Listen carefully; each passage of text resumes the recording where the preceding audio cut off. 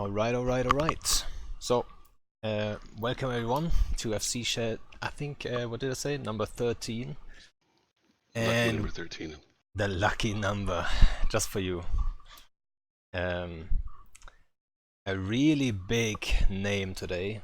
I think in the Reddit post you said, rightly so, FC of the biggest supercap fleet the game has ever seen. So Yeah. yeah, we worked together a few times in the northern campaigns, and then also you supported us, which a lot of people might overlook. You supported us in the whole rage thing. You were actually not there with like the entire Goon main fleet, but with your guys, the SIG you're leading. Reavers, yeah. Reavers, correct. And especially like into the unknown, right? You didn't know what it's gonna be like. It could be a complete disaster. So I was very thankful for that support, especially because we had the whole time zone issue, right? We didn't have a strong US time zone, and you guys, Yeah. that was your job there to fill that gap, and yeah, I'm very thankful for that one. Once you have like an announcement on like, oh, we're doing this awesome cool thing, then everyone wants to join in. But when it's still speculative, that's the hardest time to recruit. Exactly. It wasn't easy. Like I talked to you, Tao, Hi. It's yeah, the three of you, right? Snuff and Reavers, just to cover, like, get more time zone coverage, and have some support, have a little bit of a better, like, independent fleets, like able to do stuff, so we could split the work a little bit. Worked out great. Can I just ask you a question, or do you want to go on a list here? No, go ahead. Go ahead Okay, and do it. so you had that. I think you did a great job with that, and it was a really big accomplishment. But Reddit really kind of poo-pooed it, right? Like they were not at all on Yeah. board with it.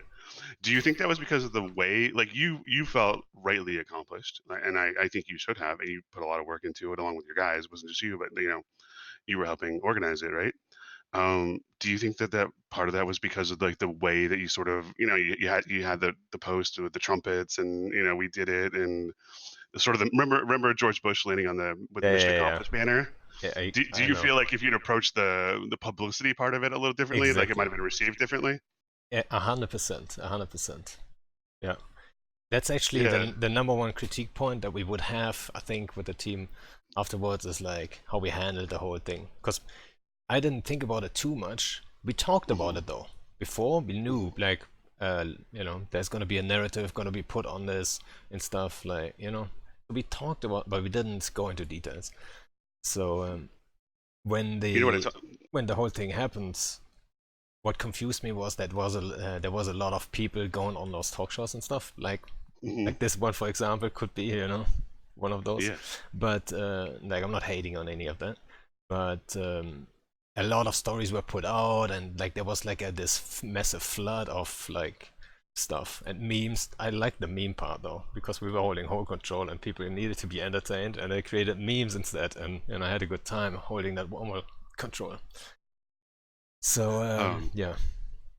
you know what I tell my guys in Reavers? I say, if you're having fun in Eve, never tell anyone else.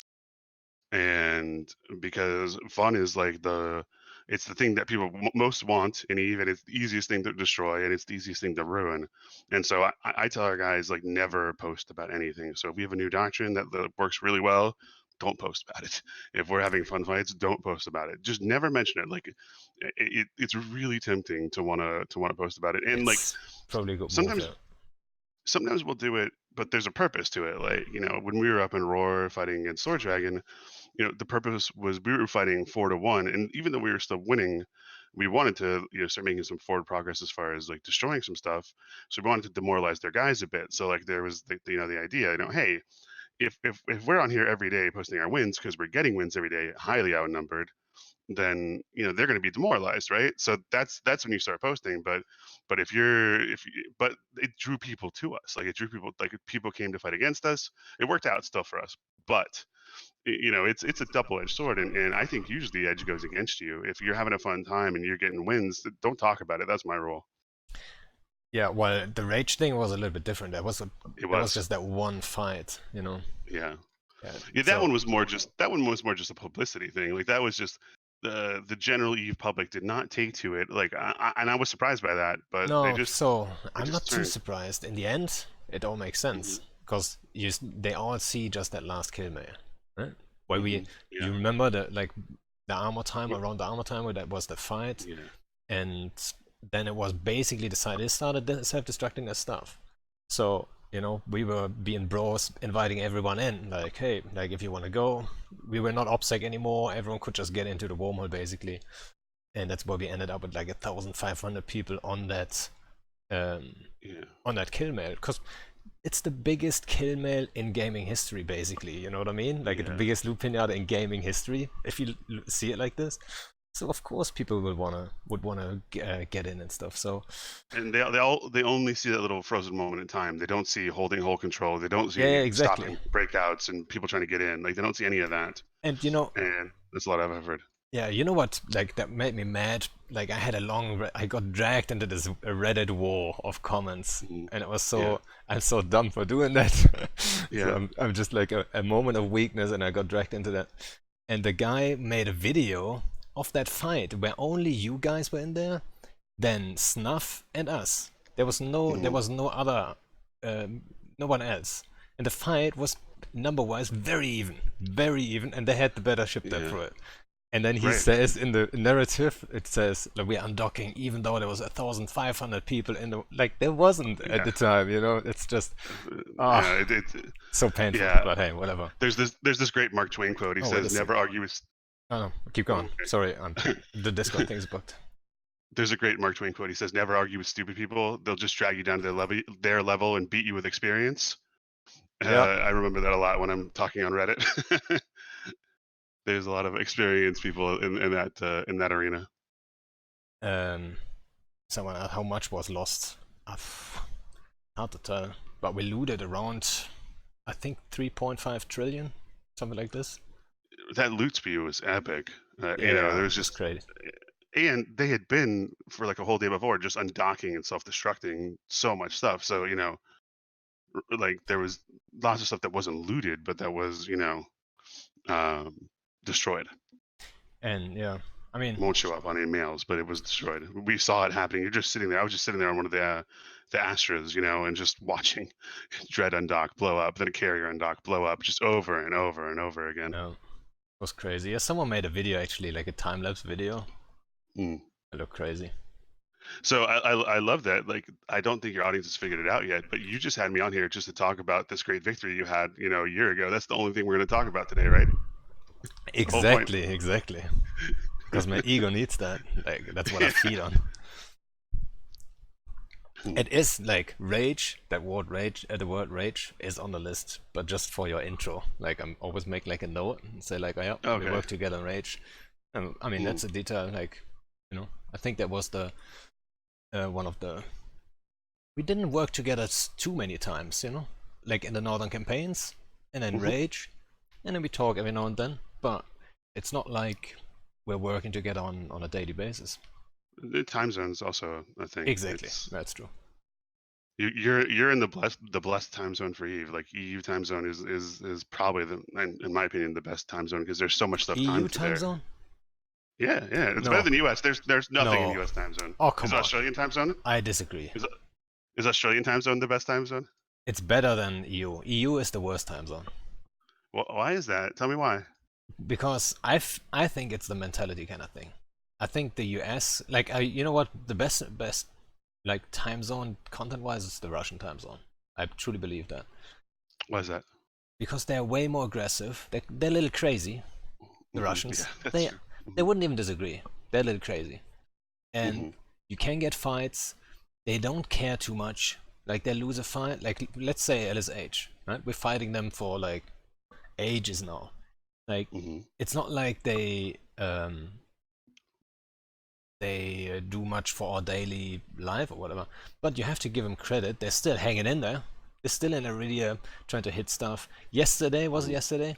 They dropped a couple supers on some helpless rocket miner in Fountain. He mined a little bit out of place. Got caught right away.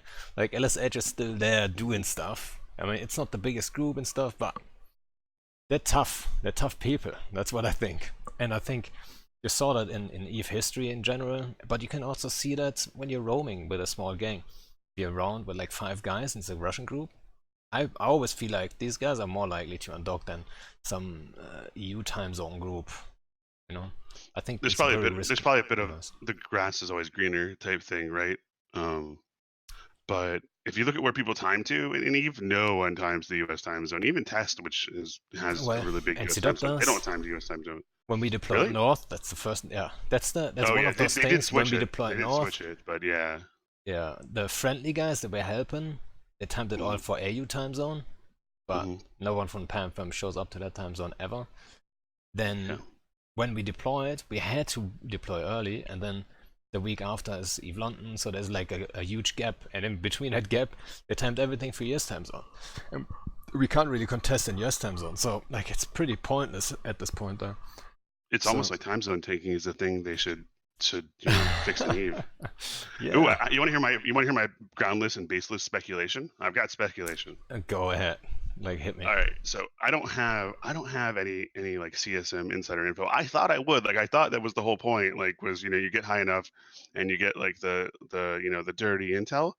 But like our guys are so scrupulous. It's really annoying. It's really annoying. I thought I would get like the inside details, but I don't. Well, not So after what happened. I mean, come on.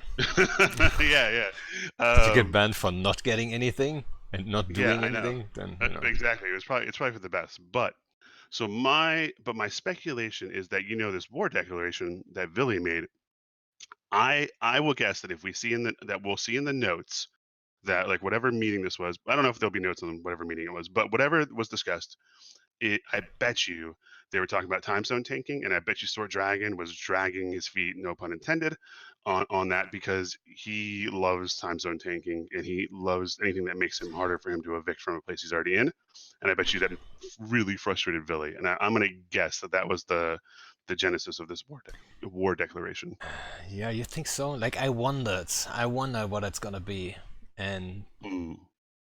like I'm curious, like when it's gonna coming out, what it is.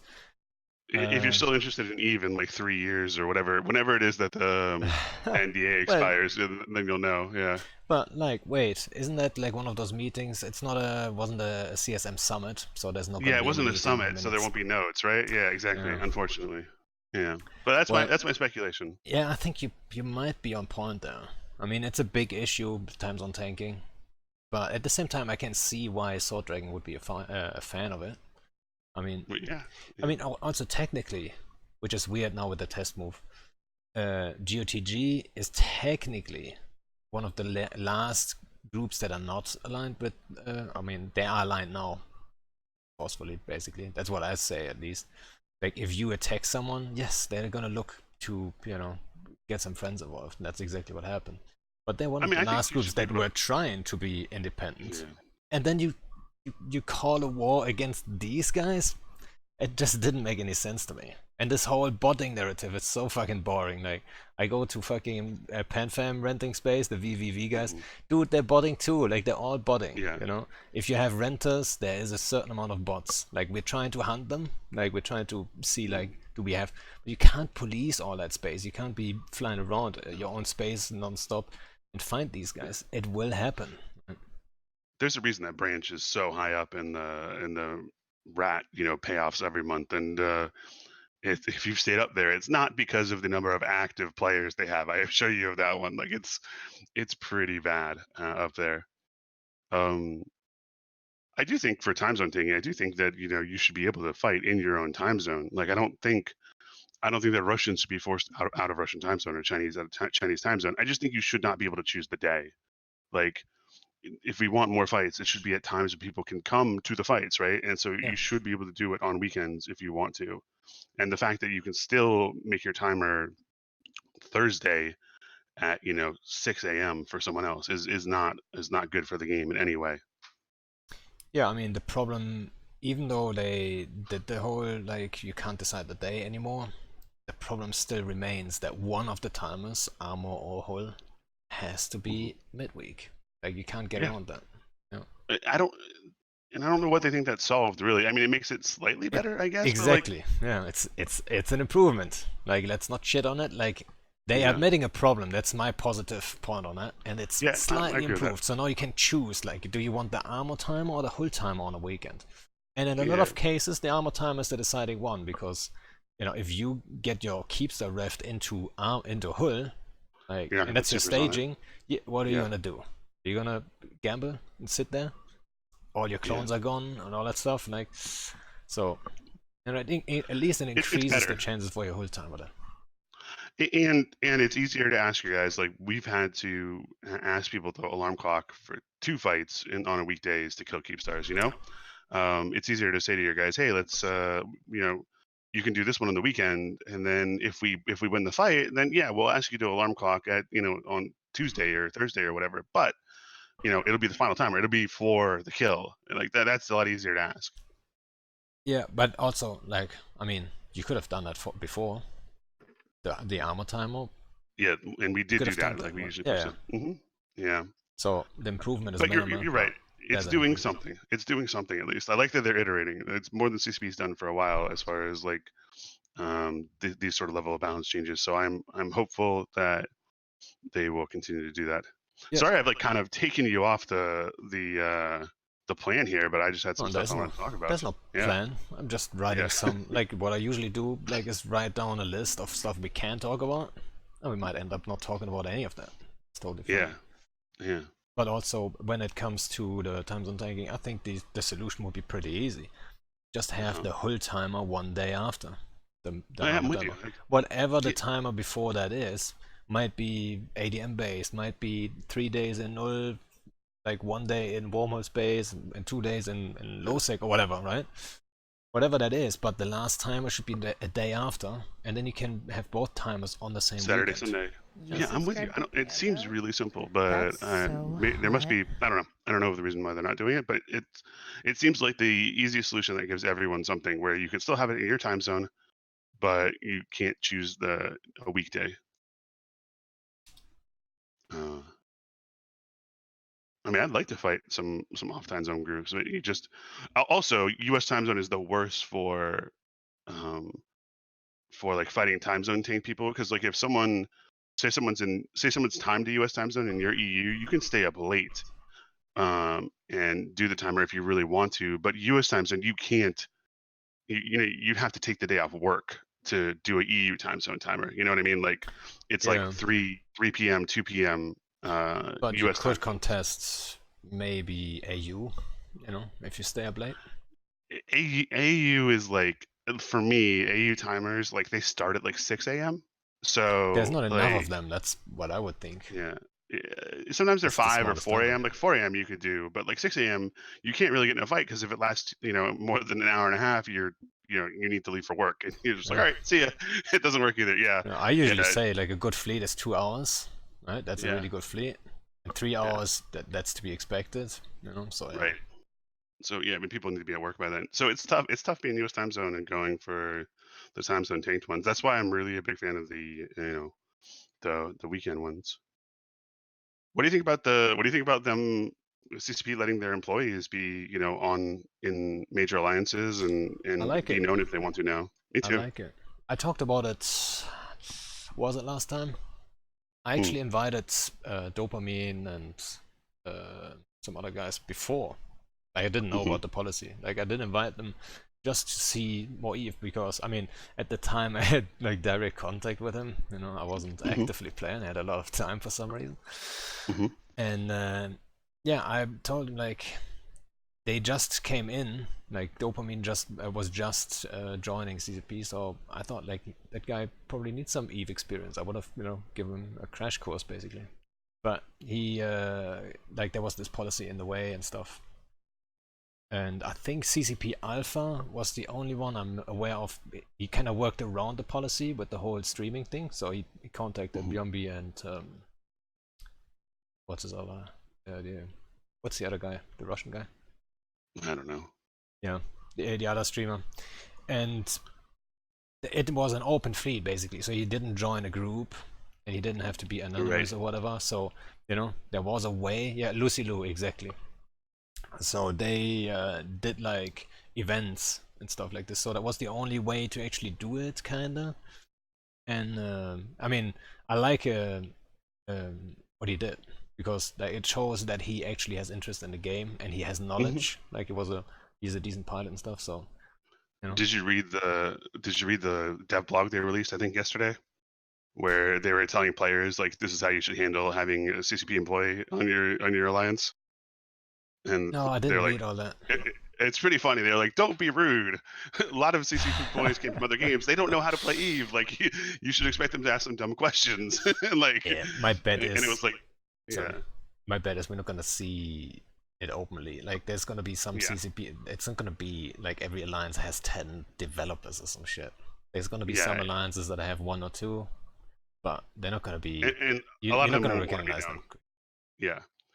And the other thing is they said, don't give them your ideas, which I agree with. Like, if I was a developer, I wouldn't want to, every Yeah, time I logged on, someone be, oh, you need to fix this. Because, yeah, by the way, most people's ideas for fixing the game are really stupid, like really bad, and they ignore the realities. Like, that's when I made that post about supers. That was one of the things, like, I would love for all supers and titans to be deleted, but I know CCP can't do that. Like I know it's an economic reality that they have to have those as sort of aspirational things. So you have to come up with solutions like that to keep that in mind. And so many players like they have the luxury of being hardliners because they don't have to keep people employed. They don't have to pay salaries, like to them they just want the perfect experience in their mind without any of the realities of this is a business and it has to be run Do like you one. subscribe to Pando? yeah. So That's I'd so hate to be a hot. developer and be known and have to deal with that. You know what? I could tell. So I was in Eve London, and I was curious, like how approachable are these guys actually, right? So when we were in line to Mhm. get in, Dopamine was running around saying hello and stuff, which was nice. Like he's a good dude. But I was wondering, right? Like they always say, like, "Oh yeah, we can't Mhm. wait, like to talk to you guys about spaceships and stuff." I'm like, you can't tell me they're going onto this world tour and they're not getting utterly fucking exhausted, like listening to all these F1 drones, like giving them Yeah. ideas all day. Like, Mhm. I wouldn't be able to listen to all of that all day, every day. Like for like especially big events like Vegas or Mhm. what was Oh, another because one? everyone goes there with Yeah. their elevator pitch, you know? Yeah, exactly. Oh my Everyone has God. that. Like I can't even imagine what they're going through. Like I didn't approach anyone with any ideas or anything. Yeah. Like that would be dumb, I think. Like I was just there to meet the other guys that I've been playing with. Yeah. And I think some people went to Eve London, for example. It's a way smaller event. Um, went to Eve London with like grand expectations of like massive things and stuff. Like do it. Let's just like it's a player meetup, right? Meet players. It's not Mhm. about like much more. I So mean, yeah, I do think that how much people want to talk to CCP and employees speaks to how they don't feel heard by like the standard methods. Like CCP could do a lot better communication. There's a new guy. They have the guy who, I think the guy who replaced Falcon, or at least one of their guys who is part of their community team. He's been posting on Reddit lately, and I've been really happy with his posts because he seems to really get it. That's good. That's a step forward. So wait, who I'm is happy that? to see that.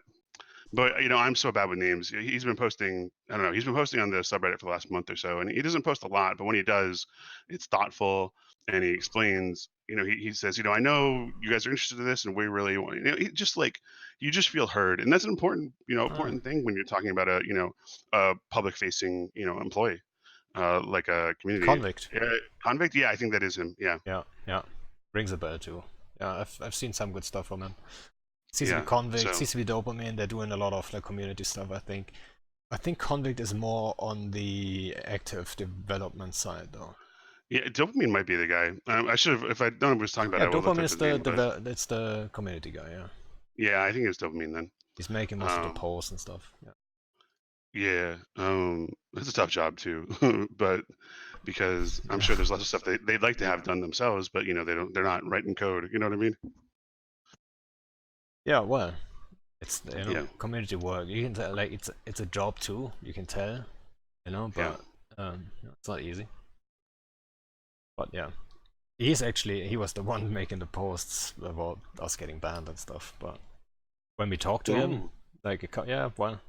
I was mad at him at first, but when I talked to him the first time, I could tell that he didn't have. It wasn't him making the decision or whatever. Like he was a good dude, so it was. They've done some studies on people who, and it's like, don't shoot the messenger. They've done studies where they found that people do get mad at the messenger even if they had nothing to do with the decision. I mean, But who else? they've Who also else to get mad yeah, at? I mean, they've also found that if the messenger says, "I'm sorry, I didn't have anything to do with this," it actually helps a lot. So so there you go. If you ever have to well, he deliver never bad said that. news, But yeah, yeah. He's paid not to say that though. Like that's his job, right? they never officially told us who actually fucked up. Just saying. So, Yeah. but you know, it's all good. Whatever. Um, yeah, I think going to events like that, if you go with your elevator pitch as you call it, Yeah. you're not gonna be happy at the end. You're gonna be disappointed. Well, not only that, you got to figure they're hearing 50 elevator pitches that weekend, right? Like, how are they even going to remember yours? Yeah, I mean, And yeah, yeah, I felt like in Eve London, I wouldn't say they were hiding, right? I think Mhm. they were just exhausted from this world tour. It was just a lot of work. I can only imagine. Yeah. And then they had some stress from what I heard that they couldn't build the whole thing. So if you like, you have this what do you call it? Uh, Avenue? No, what do you call it? The event I don't know. place. So you have this event Oh, place the rented. venue? The venue exactly. So you have the Yeah, venue rented and stuff. Usually you can go in there a day before, build like set up all your stuff and make sure everything yeah. is. In this case, they couldn't though, so they had to do it all early in the morning, and then Ooh, follow yeah. up with this event and all that stuff. So it was a little bit of a struggle, I think, but they did a good job there, I think. So was all good. Hmm. Um, I mean, it was kinda. I would have loved to see Hilmar like shake his hand, because Uh-huh. like all the inner three were there. Brisk, Shines, and me were there. But Do you think he has any idea who you no, guys he are? doesn't. No, he doesn't. I doubt No. it. Yeah, like he's not up there going, "Oh, I don't like these guys from in it. he Bait them." knows Like, he that knows would, Brisk though. So yeah. Well, that makes sense. That makes sense. yeah, Yeah. maybe Brisk should have said like, "Hey Hilmar, come over. Let's have a beer." Would have been I fun. don't think that's gonna happen. I And don't then think we it's gonna talk, and he happen. doesn't even know he's talking to. Hey, by the way, Yeah, you just exactly. banned us. But yeah, whatever. Um, so on my list, what I usually ask anyone who is coming on, just to give people an idea more like who it is we're talking to and stuff. Hmm. What do you think is the like maybe the perfect day, or what's your typical day in Eve? Like, what does it look like? And I know for like FCs doing a lot of Yeah, alliance work, there's a lot of like organizational stuff going over forum posts, updating fits and all that shit. There's a yeah, lot and of that's not stuff. that's not my perfect day. That's for No, sure. no, that's a Yeah, typical day. yeah. I'd say my perfect day is that I'm flying with like 40 people I enjoy flying with, and we're fighting 130 to 150 people. That's like my ideal day. And then you get Is utterly trashed. hopefully not. That's not. Obviously, the hope is So that you you want to, win, but and then you win. yeah. That's the that's the ideal day. 40 is a good number, yeah. Yeah, that's about. I think 35 to 60 is like the perfect zone because it still allows for a lot of individual skill expression. Um, but as an FC with those kind of numbers, there's enough that you can, have, you can say, hey, get like one or two guys to do this special thing. It's where an FC can really make a huge difference, but it also is where individual pilots can make a huge difference, and that's sort of like the perfect fleet size for me. When you're smaller than that, it's more like a bunch of individuals working, trying to work cohesively, but it's not a fleet. It's something different. And when you're bigger than that, it's more like herding, horses or something. You're just trying to get everyone in the same place doing the same thing, and it has different challenges. And it's not unfun, but it's certainly the most fun. Is that size fleet to me. Yeah, I was actually expecting you to say like, oh yeah, like I only like whenever you ping, you probably get 100 plus, I would guess. Sure, yeah. So you If I ping only everyone, yeah. So your dream scenario is 40 guys, of like 40, Yeah, 50, whatever, and you roam, and then you yeah, get like a fight, you fight outnumbered, and potentially yeah, win. At least you have a good time, and everyone goes on with a smile. yeah, But yeah. what's the reality though? Like, do you ping and then you get 120, but you can't really send people away. You know, I've tried that before, saying like, okay, this fleet is limited to whatever 50, Yeah. but it's not. So Well, what's usually happening? Like, what do I you mean, that's usually do? if I ping like the entire alliance, then like yes, that's what I get, right? Oh, yeah. So But so you just, yeah, if the I'll sake ping good smaller reasons. groups. Yeah, yeah. I don't.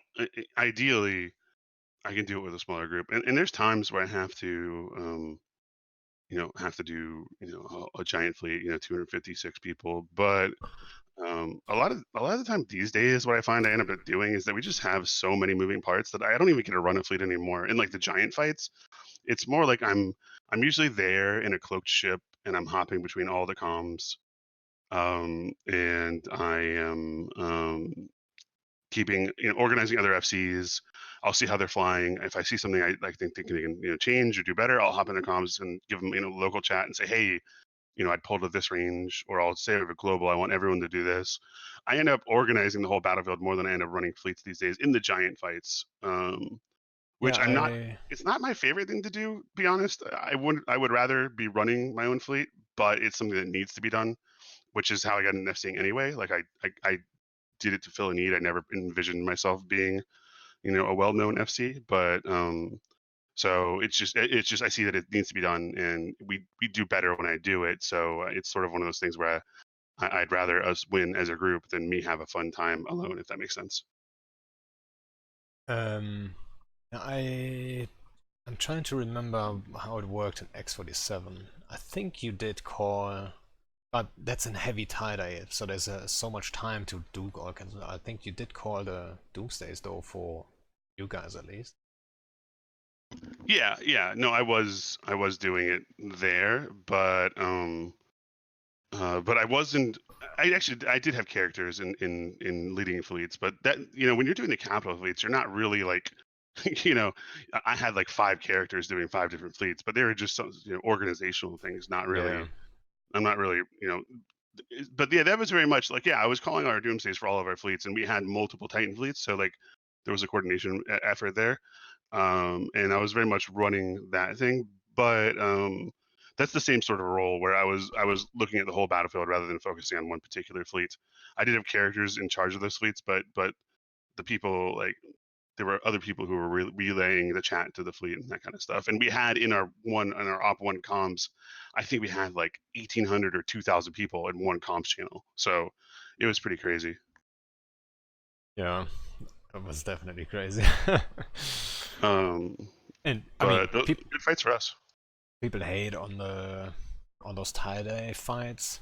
You know, Uh huh. I don't enjoy tie-dye. Nobody does. But at the same time, if you have it once a year, twice a year, Hmm. we can deal with it. And just for It's the good stories. stories, It's good exactly, publicity. for the story's sake. People, how many guys in your alliance are just they're like, oh, I have a Titan and I've been waiting to use it, right? Like this is their time to shine, um, and those were great fights for us. I mean, that first one especially, we were way behind. Like the fact that we pulled that one out, especially with them having that tether advantage, that was one of the Imperium's biggest wins, I'd say. Yeah, that Uh, first time, that was a little bit of a shock, right? We weren't aware. yeah, yeah, But we um, adjusted on the go. All worked yeah. out. But you also remember, like, the hardener, the refit, and you guys not going all the way with the Erebus. Yeah, no, Uh, yeah, we should have done it. We did the next fight. I'm pretty That was proud one of that thing. one still. You were right. You were right. And the funny thing is I was on board with you. I thought we should run it, and one of my guys, my other Campbell guys, just he was really opposed to it, and so we just went with that. Yeah, I mean, in theory, you could also Yeah, make the argument saying, okay, like if they calculated too short, if they yeah, calculated for a standard tank, then only fitting it a little bit more to EM thermal would already, not get alpha, and then you can wrap it up and save the Titans. But they had enough Titans to shoot through that too, so they, like, for safety reasons, they put a little bit more in the group, which turned out to be yeah. correct. You think they would have probably died either way, but it would have been better. Better, to run it. Well, certainly would have been better. The second one we did run, we had the Erebus's tank like that, and I don't think we lost an Erebus except maybe a bounce. But other than that, it actually went way better than the first time. Um, Yeah, in the first fight, actually, Bliss disconnected with his Titan. He got yeah, Doomsday, but we saved him. So he survived even though he wasn't even locked in. I don't know Yeah. if you remember, but Jay Amazingness got disconnected and had like 100 dreads dropped on his Titan or something. I don't know, it was Oh my 100. It was a lot god. dropped on his disconnected Titan, and he was able to refit Bosun and get out. I think like at least half the dreads just didn't load their guns, like they just didn't turn on. So Oh like, man. and so he was able to save his disconnected Titan. And so we're having this giant battle, right? Like And he's and a million km off. and he's just laughing. Like he's in local giving us updates as we're calling the targets. I'll tell you what, Pando. Like here's the crazy thing is like that first fight especially. I have never been more mentally taxed, and I've done some mentally taxing stuff. But like the night before, when you're thinking about it and you're like adding up, and I know it's sort of silly to like It's quote stress. real life dollar values. But you just think you're sitting like, oh yeah, okay, we have like $5 million of virtual spaceships on our side. And if I mess it up, then I'm responsible for us losing them all. That's really stressful. Yeah. And And I think so. It's not a, I mean, it's not OPSEC or secret or whatever. We had some issues coordinating leading up to that fight. You remember? mhm, There was some stuff that I think us, like the FC team from yeah. Init, we disagreed on. We should have done this or that. I forgot what exactly it was, to be quite honest. But I remember there was some issues, and a lot of That stuff always times, happens, especially for these yeah, big fights, like where it's sort of unknown territory. Everyone has an idea. It's sort of like that elevator pitch we were talking about. Everyone has their idea why their idea is the best, right? And yeah, um, eventually, you just have to like if you're in the role where I was, where the buck stops here, you have to say, all right, we'll do this, we won't do this, and you have to upset some people, but everyone needs to just be. It's better that everyone does the same thing, even if it's the wrong way, than for half people do it one way, half people do it the other way. Like that's the worst case scenario. yeah. I think like Um, so the issue. It wasn't about the fights. Like it wasn't. I think X47 was like a couple days later or like a week later or whatever. mhm, Um, but it was about the general approach in the campaign or whatever. mhm, And um, I remember like there was a moment when I think Bliss called, not called you out, but like put his finger on it and all that stuff. And yeah, then there's always that risk in FC teams. There's always that risk, egos getting hurt and stuff. And I didn't know you at the time, so I was curious, like, oh shit, what's gonna happen, right? yeah. Can they figure it out? And you guys just figured it out, and it was all good. So that easily someone with a too big of an ego Mhm. could explode there, and then the whole thing turns into a shit show, and then X47 would have never happened, basically. Right? So Being an FC for those big fights is sort of like being a manager, isn't it? Like, don't you think like there's a lot of like yeah, the same things you would do at work, because in FCs in general just have big egos, and I think you have to be successful. So like you have to um, you have to think you're the best or one of the best to go out there and want to do this because it's a lot like a good FC does a lot of preparation, and it's a lot of work that no one sees. We were talking about Rage a while ago. Like, how much work did you put into that like no one really knows about, or like five people know about it, right? But they don't. Even then, they yeah, they know the 1 minute story. They don't know all the time and effort you put into it, right? You have to like that you have to have that drive of something, the drive to want to be the best, the drive to prove it, the drive to help your guys, whatever it is, it has to exist for you to be a good FC. And that's why when some FC is like, oh, I'm just having fun, and oh, it's a whelp, I don't really care. I'm like, okay, you're never going to mount anything. That's what I feel like. If yeah. if you Or don't it's care, or it's an excuse. yeah, And the that mindset is it, there, but they're lying to themselves. they're protecting themselves. Yeah, Yeah, you're right. I That's don't. that is the other thing. Yeah, like usually I think so. There's that, but I think one of my promises also when I lose a fleet, I instantly Yeah. go into this mindset of an analyze, not lose a fleet, but lose a fight in general. Like let's say Mhm. I engaged PanFam not too long ago and lost 30 ishtas. I instantly Mhm. go into the mindset of like what went wrong, you know. Yeah. In this case, it was very easy. It was just like we were outnumbered to shit. I shouldn't have taken that fight. It was just dumb, right? There's Right. good fights and there's like moments where you can go in and say, okay, we can do this, but then also Yeah. like it was on a level where it became dumb. There's a line somewhere, you know, when it's like it's not like Yeah. courageous anymore, but it becomes dumb, and it was dumb for me to even engage. But my mistake is always like I start analyzing that and then I put my thoughts in fleet two a lot of times, and a lot of people take that as an invitation of like, oh, okay, we're criticizing now, we're analyzing this together. I'm like, no, no, no, Hmm. don't, please don't do that to me. Like, let me do Right. my thing. You know, I figured out on my own. I don't want to hear everyone's opinion. Right? There's a few people, for example, Ari, who helps me a lot with all kinds of stuff and does like did like I don't know half the work for Rage on her own. Hmm. And like when she says something, like I'm always listening. Like there's no ego being hurt or whatever. But if like some random guy just comes along and says like we should have done this, 5 minutes after losing the fight, uh, you know, that's hard. Yeah. If I lose a fight, I'm punching walls for the next few days. Like I'm very much like you. I'm analytical, but I get really upset over losing fights, which is a good motivator to not do it again. Because I very much dislike losing, and uh, but it's been good. It's been good. Like the fights that I have lost, and I'll be egotistical here and say I haven't lost a ton, but I have lost them, and those have motivated me a lot more than the wins. When I lose, I get a lot better than when I win. Yeah. So You lose some sleep about like fights, mhm. especially when it's a dumb mistake or Yeah, you know yeah, if you think like ah there was a moment where we could have won this basically. yeah. Like I've I'm been not losing. bombed once, and boy, I'm still mad about it. You Still got mad about bombed losing my fleet to once. bombs. I mean, like been hit by bombs before, but I mean, I've lost my fleet to bombs once, and it was like 4 years ago, 3 years ago. I'm still mad about it to this day. You It know was the what? pro god too. That made it worse. That made it worse. Was it the pro god Oh got me? yeah, Yeah. that's not good. Yeah, if I lose ships to NC for example, that's the Right. Right. worst. Like it's almost double then. You know, like 30 Yeah. Ishtars. It's more like 60 Ishtars in my eyes. I see what you're saying. I get what you're saying. Yeah. There's groups where I don't feel bad at all whelping ships into. For example, Hmm. might be I don't know half a year ago. I still remember though. I took my corp out in Les Sharks. Everyone wants to fly the shiny stuff, you know. My guys are Yeah. like all about we've got a long tradition of remote battleships like Domies and stuff. Like it's I always love fun. that stuff. Yeah. Hmm. It's not the meta for it though. It simply Oh. isn't. There's hard reds, there's supers and titans everywhere. So we went to Brave, you know, and started Mm. reffing a jump bridge, and we baited out that fight. Finally, after like half an hour, the Brave guys actually, you know, they're named Brave, funny enough, but they Sorry about actually my dog. came out, took that fight with like a carrier and a couple hard reds and all that shit. And we Hmm. fought anyway, but I don't feel too bad. There's a lot of new guys in that group and stuff like this.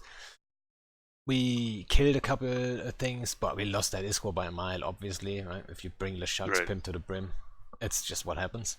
But it's like, I don't mind too much in that case, you know what I mean? If that was NC dot staging, for example, and I lose them, that would be a dumb loss, like a really dumb loss. I was aware of the risk. We were fighting on a fort against Horde Reds in Battleships, so that would count as Yeah. dumb.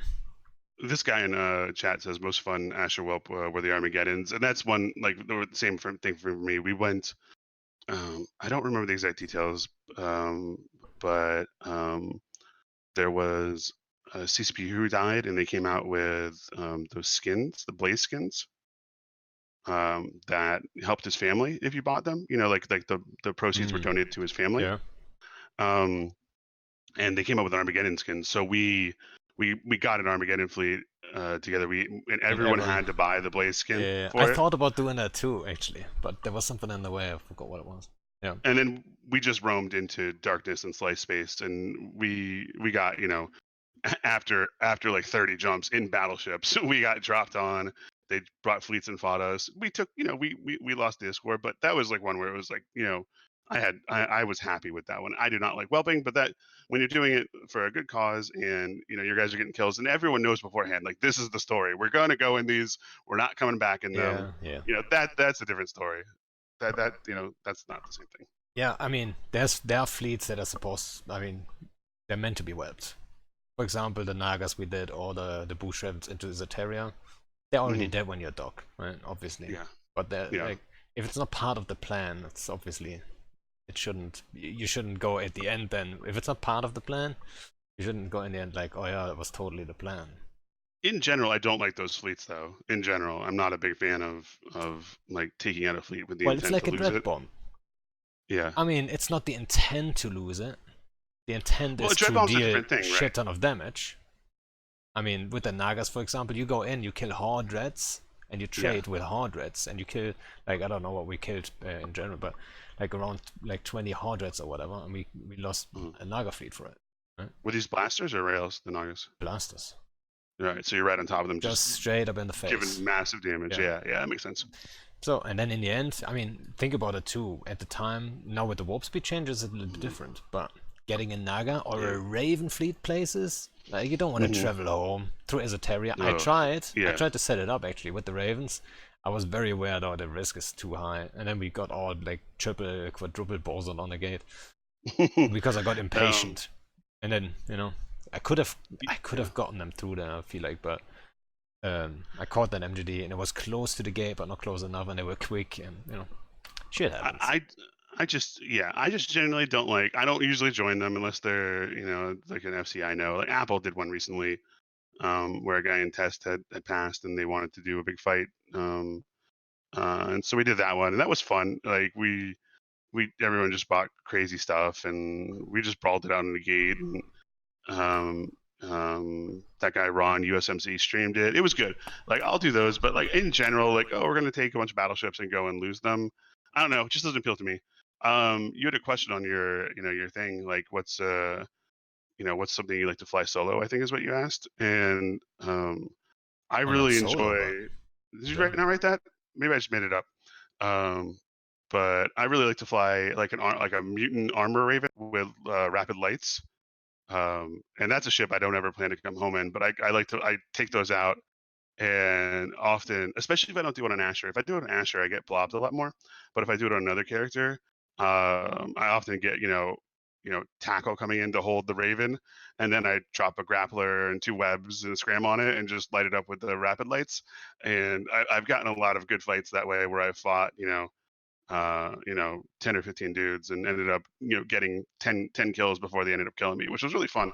So I do that on my own sometimes. I just don't like it as a fleet thing. So you still do like solo and stuff, like I don't solo like yeah, I'm not I know there's some like really great solo dudes, and I don't view myself as like a great solo guy. Like I enjoy it, and I'd say I'm probably better than the average Eve player at it, but I'm not, there are some guys out there who are, fantastic solo players, and that's not me. But I do enjoy it, and when I have, free time in the itch, I'll go out in a solo ship and try to get some fights. And the good thing about, and I'm sure maybe you've experienced this too, the good thing about being sort of famous is that like if you go out solo, they'll come fight you. Like they want that kill mail. So yeah, well, um, happened to I me get yesterday. blobbed a lot. I get blobbed a lot, but I also get fights. Like I don't get ignored, which I think is actually a benefit. And I do Can tend be, to yeah. fly. That's why. So that is why I like the Raven. I fly kitey stuff, like fleets kitey, solo kitey. Like I don't. I want to kite. That's my nature. I don't like to lose things, and I like to practice range control, and I I like love the to do that. brawling. I'm the exact Yeah, opposite. But it's not me. Like yeah, you, yeah, there's a lot of FC solo ball. It's not me. I often joke that my perfect fight is a fight where I go out and fight the enemy FC. I lose nothing. They lose everything, and they quit the game afterwards. It's not really a no. sustainable. It's Let's not not a have everyone sustainable way to play quit. Eve. Stop I it. know. I know. I know. I know. It's not a sustainable way to play Eve, but it's just like. Have you ever played Magic the Gathering? Do you know that game? I kind of know it, but I've never played it. Okay.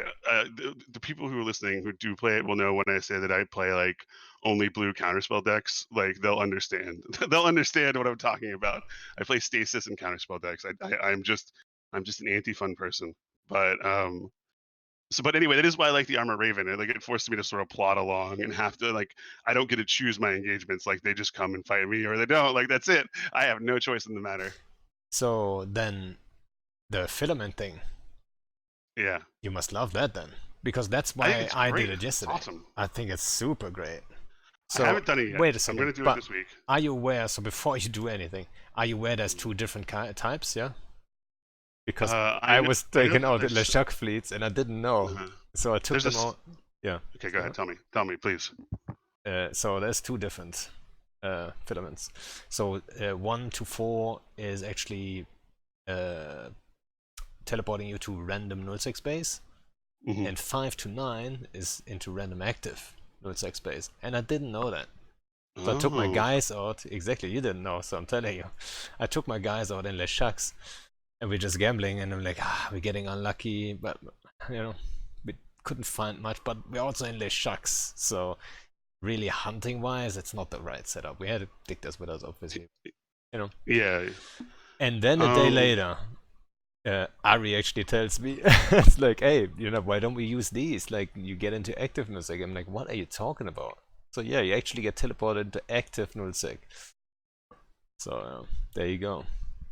yeah, that's great. I made a proposal. Like I posted on Reddit, and I'm not taking any credit for this idea because I don't think Reddit. But I said, in Havens, how they have those. It's like the rocks, and then in the middle of the rocks, there's the abandoned pirate gate.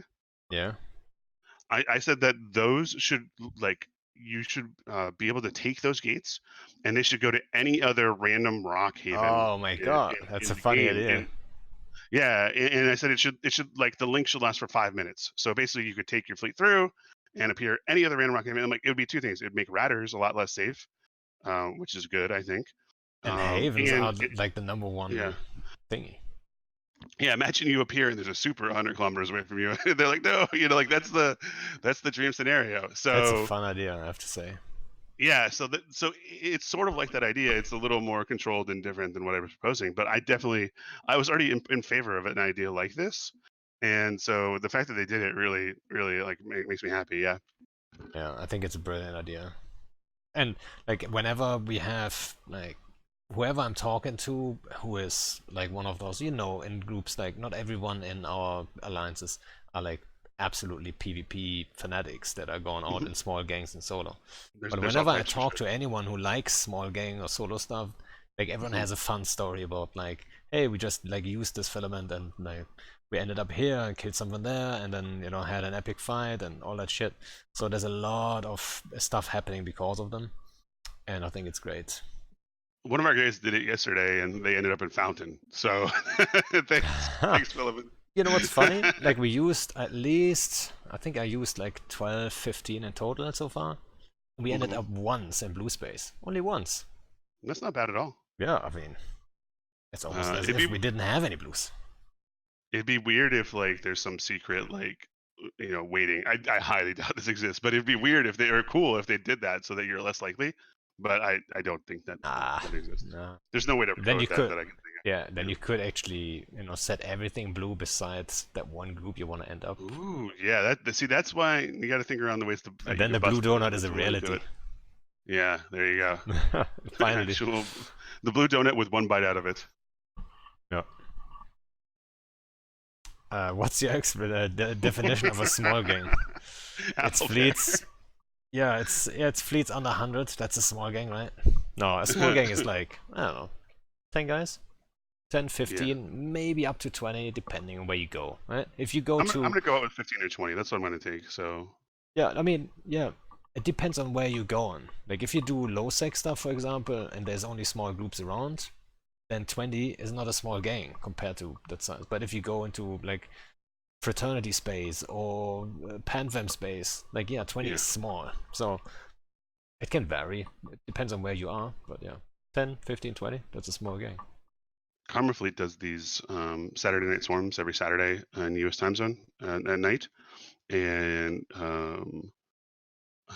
they're run by Merkel Chin, who's the CEO of Karma Fleet, and they're really fun. They're like 100 dudes. They roam around. Sometimes they get camp, and just there's this streamer called Mind One who does like a he does like a music mix for us, and he gets like 200, 300 viewers just doing that.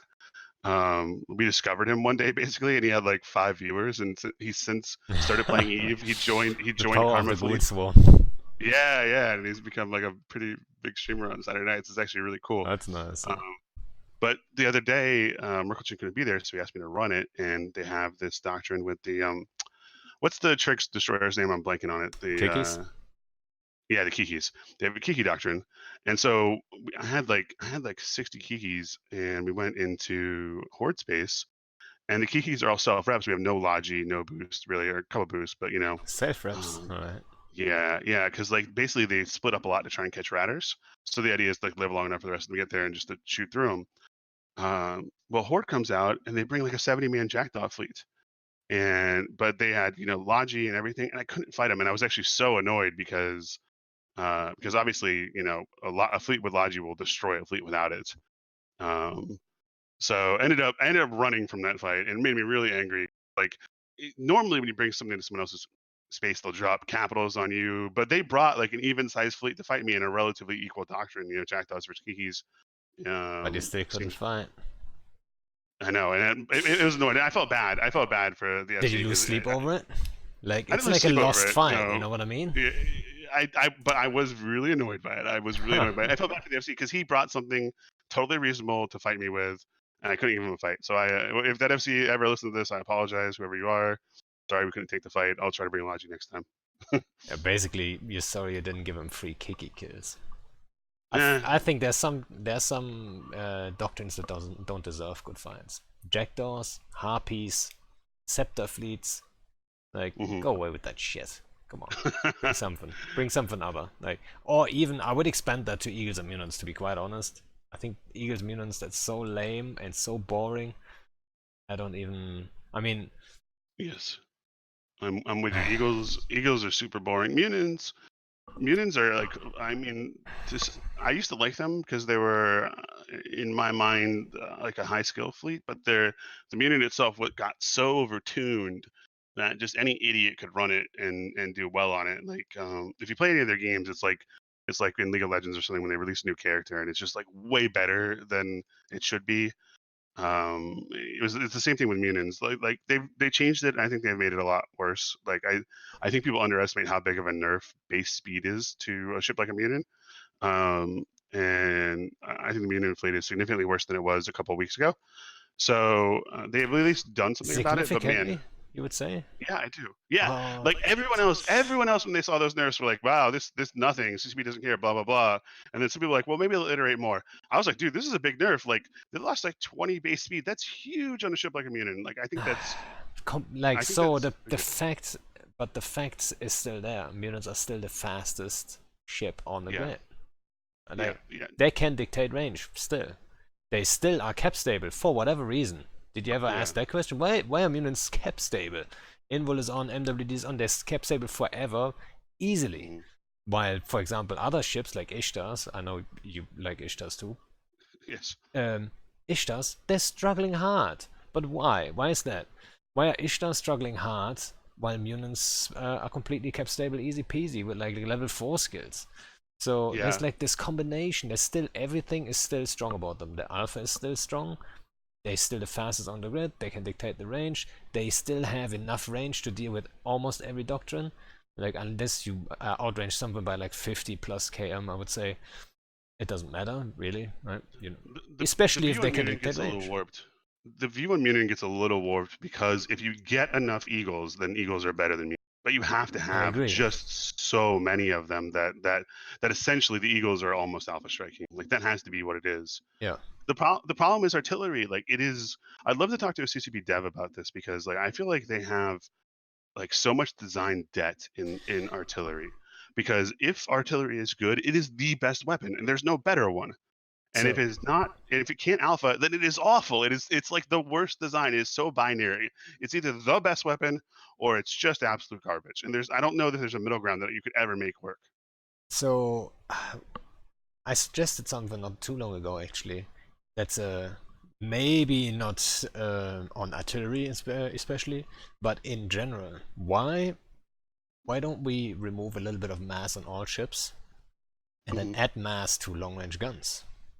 For example, artillery have more mass, so like a mutant with artillery fitted, it's not going to be as Hmm. fast as a mutant with autocannons fitted. And then suddenly The you pro- can't dictate range on certain doctrines and stuff like this. yeah, So I mean, even autocannons is basically worthless though. They don't have any tank. If you get into Yeah, range no, of it's just an webs, example. you're done. I mean, it's a unique idea, and like I think I've had some ideas for how to change artillery as well. And the problem is there's probably one too many gun systems because they all have a lot of overlap, you know.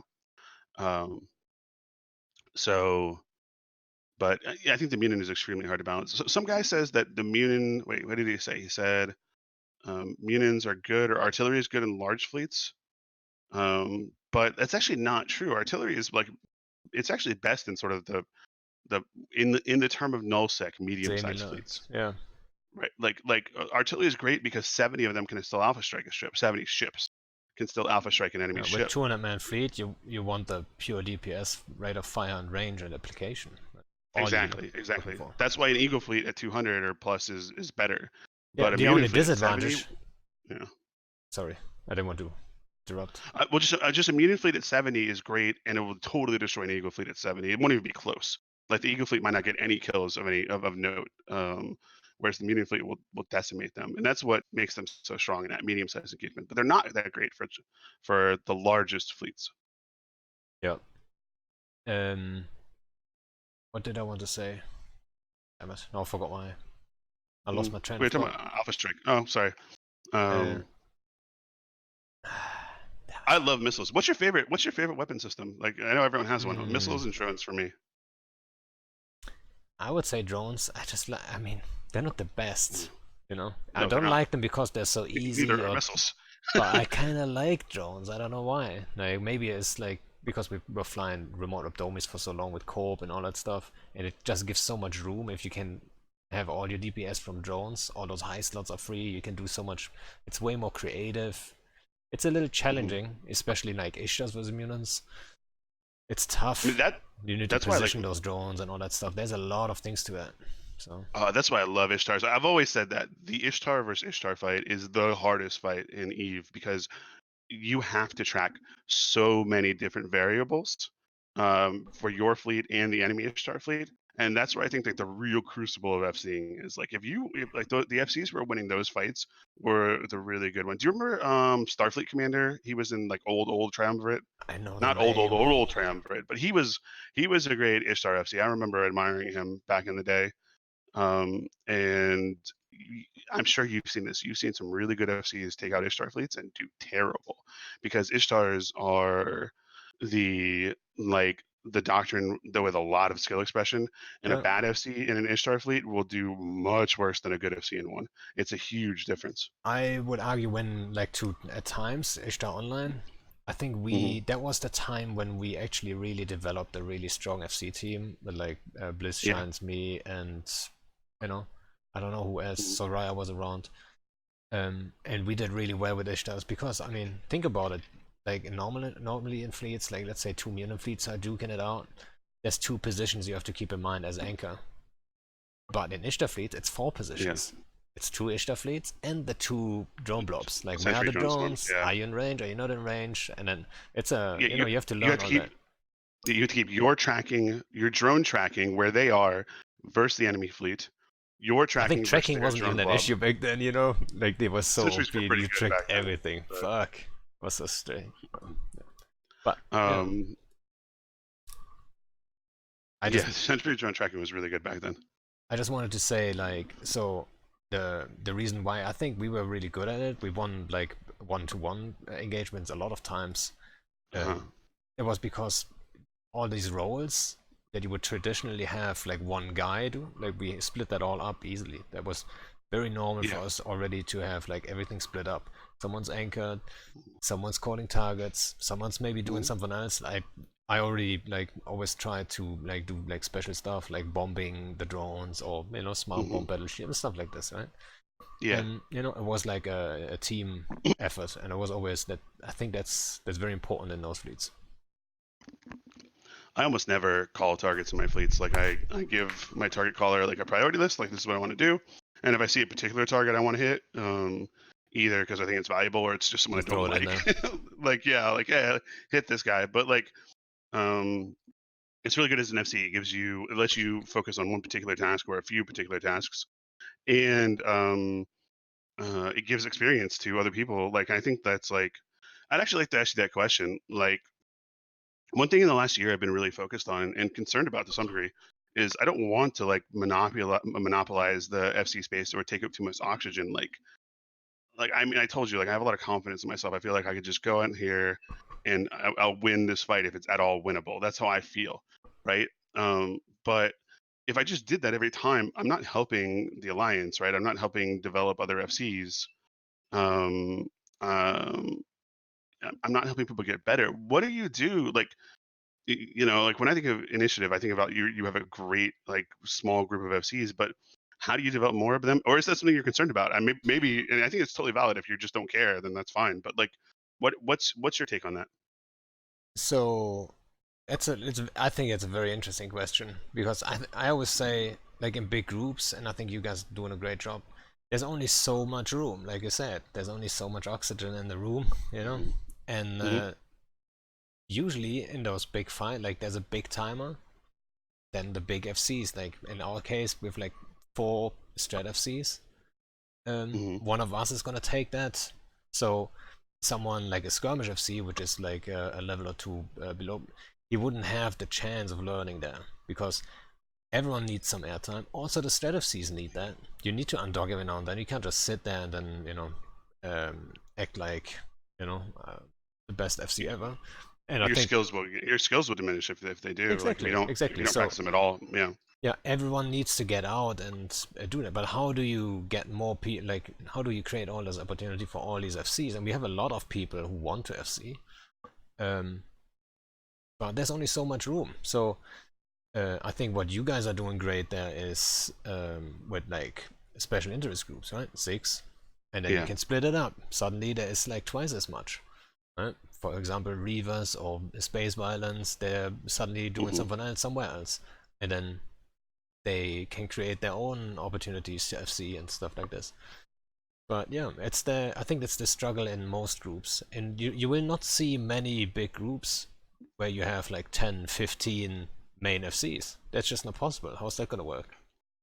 Right? How Who's would you gonna get take enough the like enough practice for all of them to be good? Because for every big fight, there's 10 where you're just shooting a structure, you're flying around, you're not doing much, and those don't help you. yeah, like how do you do that? Yeah, Yeah. stay out of it. Let him make mistakes. Hmm. Don't be too hard on him, you know? I mean we have That's some like FCs coming that's up. a tough one to have. Yeah.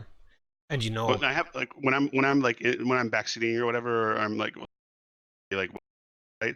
Sometimes I have a hard time not flying their fleet for them, like because I'll see something yeah, that they're it's a doing struggle. wrong, and I'm like, and I want to say just do this, but if you just tell them, so what I say is like I'll come and I'll say like, hey, I think you should move it here, and this is why, and then I just kind of leave, like um, and let them think about the reason. Like if you give them the reason why rather than just telling them what to do, and then they're starting to understand the thinking behind why that's an important thing, or at least why I think it's important. Yeah, I totally. I have a hard time joining someone else's fleet to just be a fleet Yeah, member.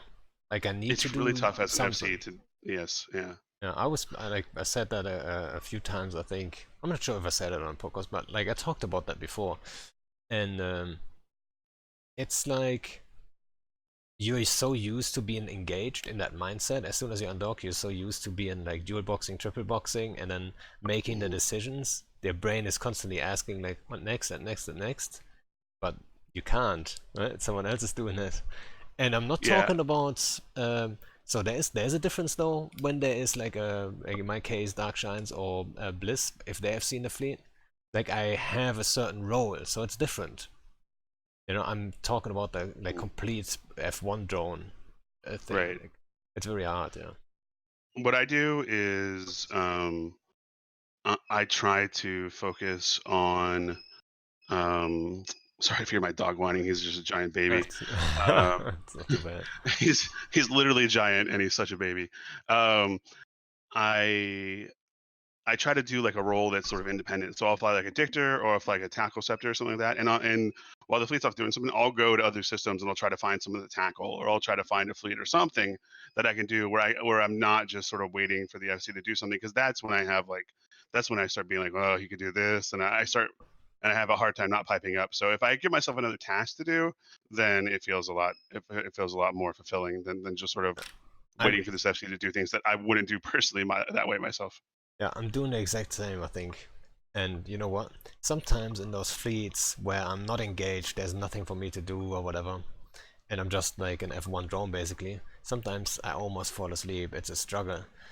And then people see me fall behind the fleet and they always think, oh, yeah, Pando, he's gonna cover the back of the fleet, right? That's what he's Mhm. doing. Like, no, dude, Yeah. I'm just struggling. I'm just fucking struggling.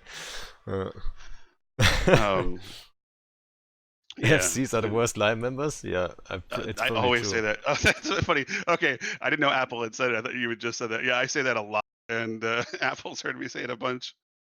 Um, yeah, I'm so bad about it because I just yes, exactly, just exactly.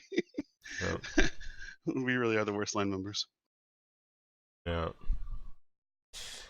But it might, some FCs might take that, like, if someone like new is coming in or whatever, and then you join, and then you're struggling and you fall behind and you jump the gate, and he might just take that the wrong way. He might just think, Mhm. oh, Asher, he's basically maybe not sabotaging the fleet, but he Yeah, clearly communicates he doesn't give a shit about my fleet. doesn't care about it. Yeah, Yeah, exactly. so Um, that might be a bad thing. I haven't seen stuff like this, but I could imagine.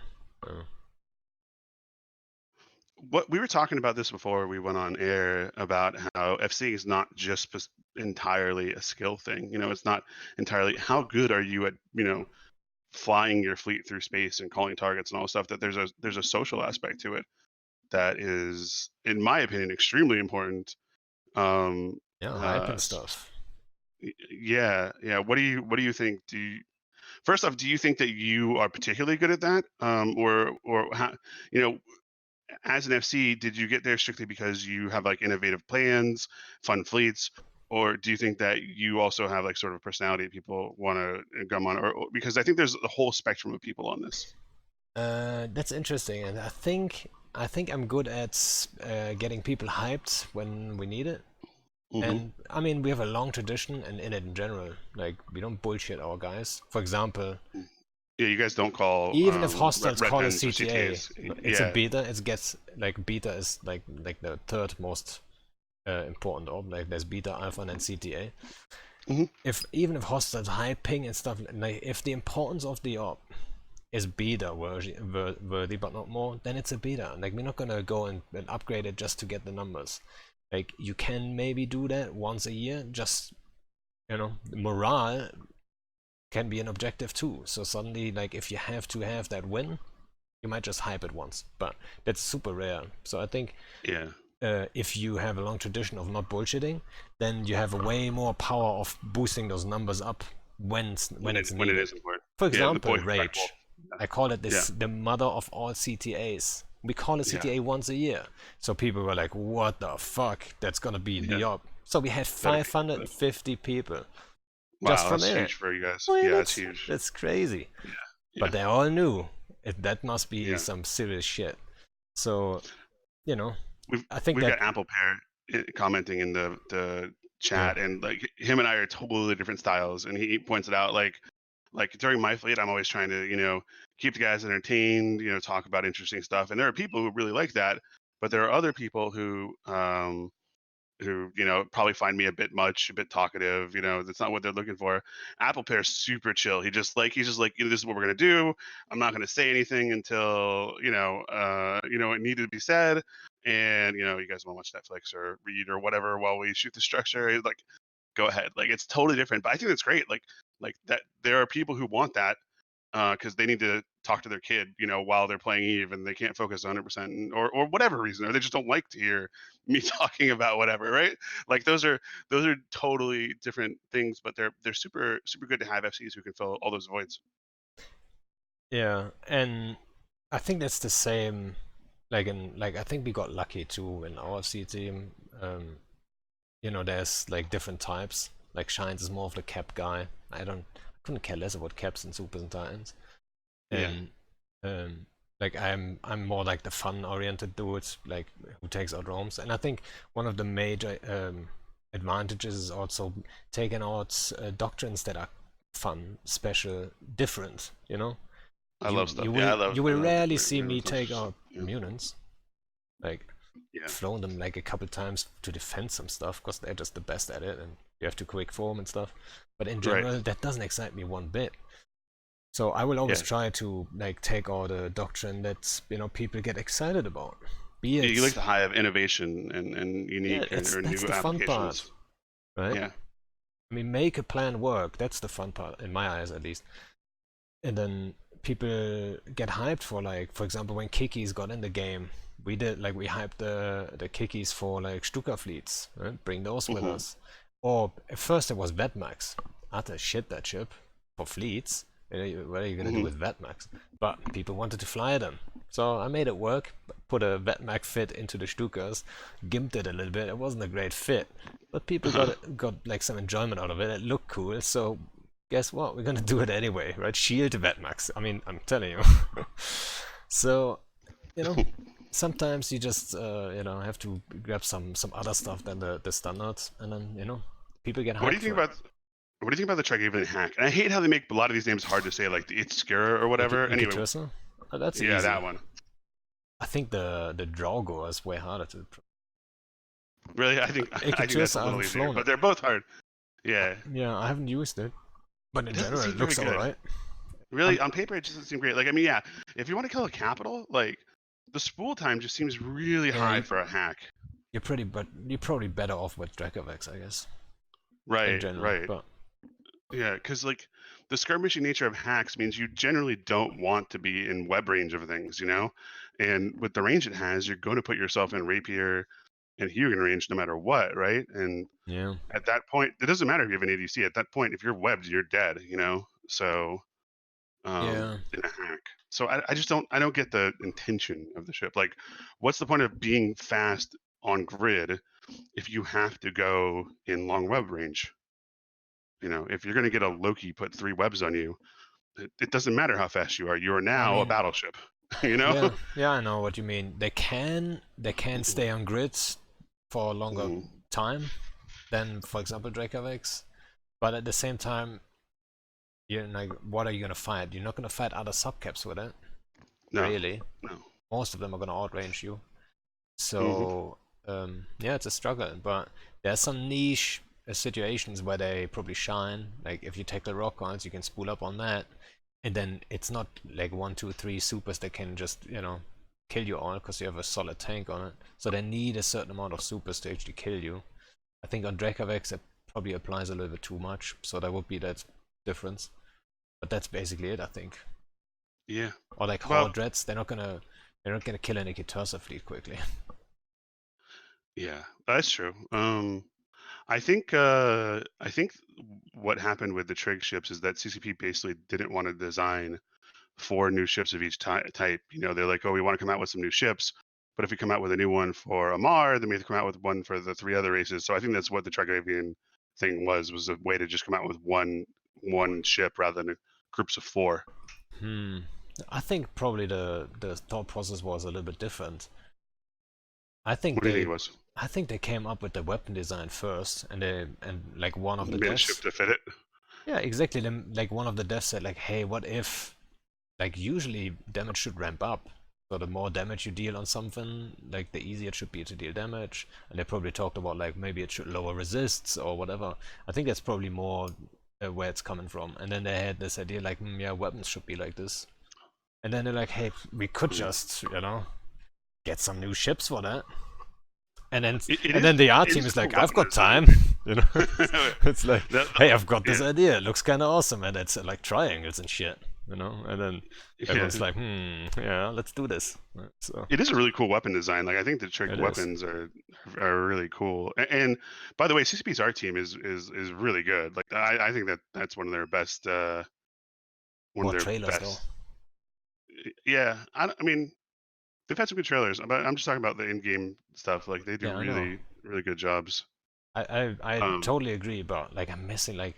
You remember there's some really good trailers out there. I would love to see like more trailers, really. there was the best fan made one was the one. a test guy did it where it was like a combination of "Do Not Go Gentle and That Good Night" and the music from Interstellar. Did you see that one? I think I've seen that one, I'll yeah. I'll link it to you because like honestly, I still watch. I watched it like a few days ago. It's just like it was probably the best trailer CCP's ever made in the last 3 or 4 years, and it wasn't made by CCP. Yeah, and the guys, So I just saw like one T-Gets, like a T-Get guy, linked a mhm. Killbot link. Like typical, like what I talked about earlier, right? Everyone has like a filament story suddenly. It's quite nice to hear. And then sorry for the They're guys, I'm great. not reading everything in They're chat. Like great. I can't follow that chat too. I know Um, Sejan said some stuff. can I If put a you have good YouTube link questions, in just your add link? me and Can you, I'll try to put it in. let's find out. There it is. That's the trailer. You should watch that later. Um, I will. it's yeah. Well, okay, so Filaments plus like Trig. Well, yeah, this has the. I still don't know how to say this name, but the Trig hack with a filament gang actually sounds like a great idea because like if you catch a capital, you will spool in a minute and then you'll just melt it, right? Like And there's that's not two supers whooping and murdering you. yeah, exactly. So no, that's a perfect use. I love Filament's such a big fan of it. Like, good job CCP, good job whoever came up with that idea. It smells Uh, like Convict and CCP Rise, I believe. I think I that's what I believe it, read and early on Reddit. I think right. I'm happy to see it. I didn't even Rise say he was surprised he could bring that into the game or something. Hmm. I think I listened to there's a podcast. It's called Smaller Than 10. It's for like small gangs and stuff like this. Uh-huh. And he was on there, and I think I'm not 100%, but I think he was talking about, oh yeah, there's gonna be a love letter to small scalers, which Hmm. is probably Yeah, like that's. I mean, let's hope it's not that's because probably then yeah. that means there's more coming. But I think that's the filaments, obviously. And then he was also talking like I am, like I was surprised I was able to, I was allowed Fantastic to job put by this him. into the He's got his game. head screwed on right. Like I really, he Yeah, does good work. So I mean, not every change he did was great. Just saying. that's gonna be true for everyone, right? Like there's like you've whelped some fleets, right? You're not gonna win every fight. You're not gonna make every great change, but you got to look at the overall body work and say that it looks good. Hey, you wanted to talk about special events, right? It seems like the filaments and all that stuff's a good point to bring it up. And like the Yeah, blackout and the loot drop. What did you think of the blackout? I think the way it was done, it hurt the game. That's what I think. Me too. Yeah. I 100% agree that full local intel is not the way to go, and I think there should be a slight delay, and all bots would be completely fucked by it. Like if you have 20 seconds, 30 seconds delay, bots are already doomed. Yeah. If you know I'm, there's I'm a with you. bot and you've got that delay, you can catch any bot. Yeah. Um, so I was hoping, like they did this experiment, they hurt the game with it to a degree. That's what I think. And I hope they're not throwing this away without iterating on it. That you can't just go back. And then now we have the worst of both worlds. Right?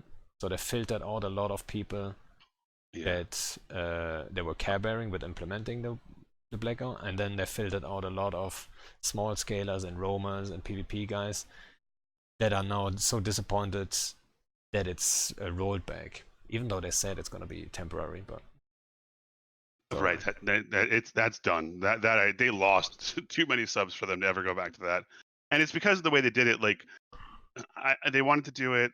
I don't know. I don't. Sometimes like you listen to a small group with a loud voice, and there were a lot of people who were really on board with the blackout idea and saying it would solve a lot of problems, and it did. It solved problems for that small group, but it didn't consider the game as a whole in But any way. yes, so like I would agree though that it would be better to have full blackout than full local. Long term, You think? No, I don't yes, think so. I I think would say delayed so. local is the way to go, but I don't. There's Yes, too much yes, but like. Hmm, I would rather go with no local than full local. really? Yeah. Yeah, I think the black. I mean, I think that the information it gives you is good to have, just maybe not instantly. Like when you're in a fight, like in a system, you want to know that there's 1,200 people in system. Like that's cool yeah. to know. Like it That's makes it actually more my epic. first suggestion that I did was exactly that.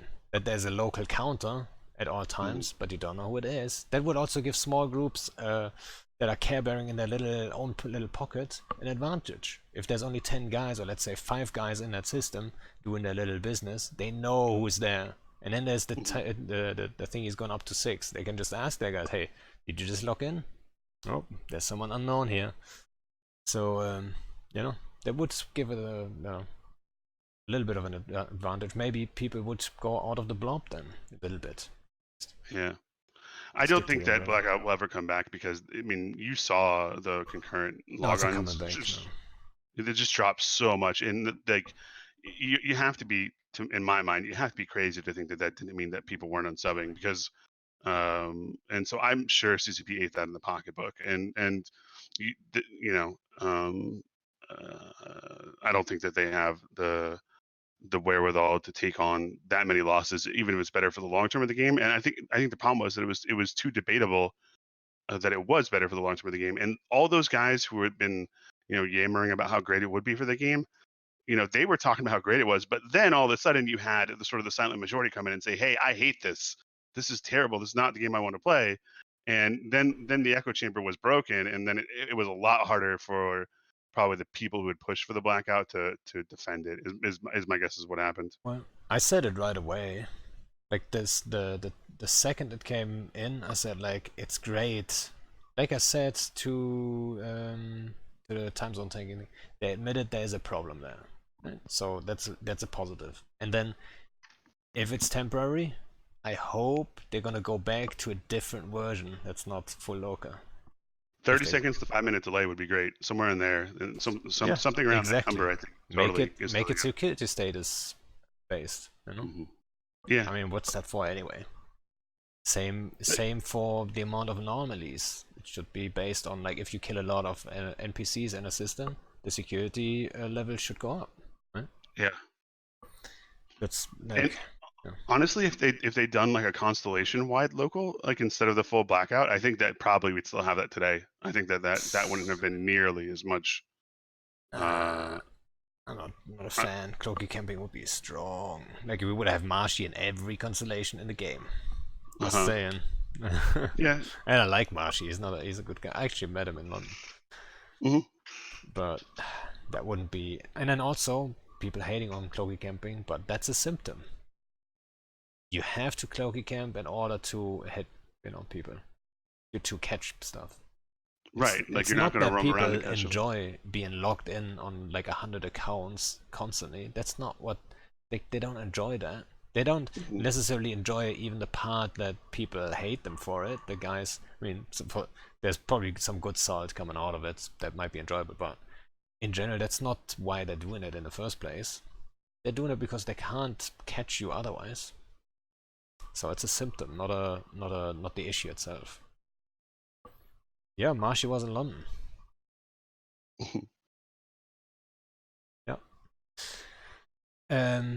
So we were talking about Blackout. Yeah.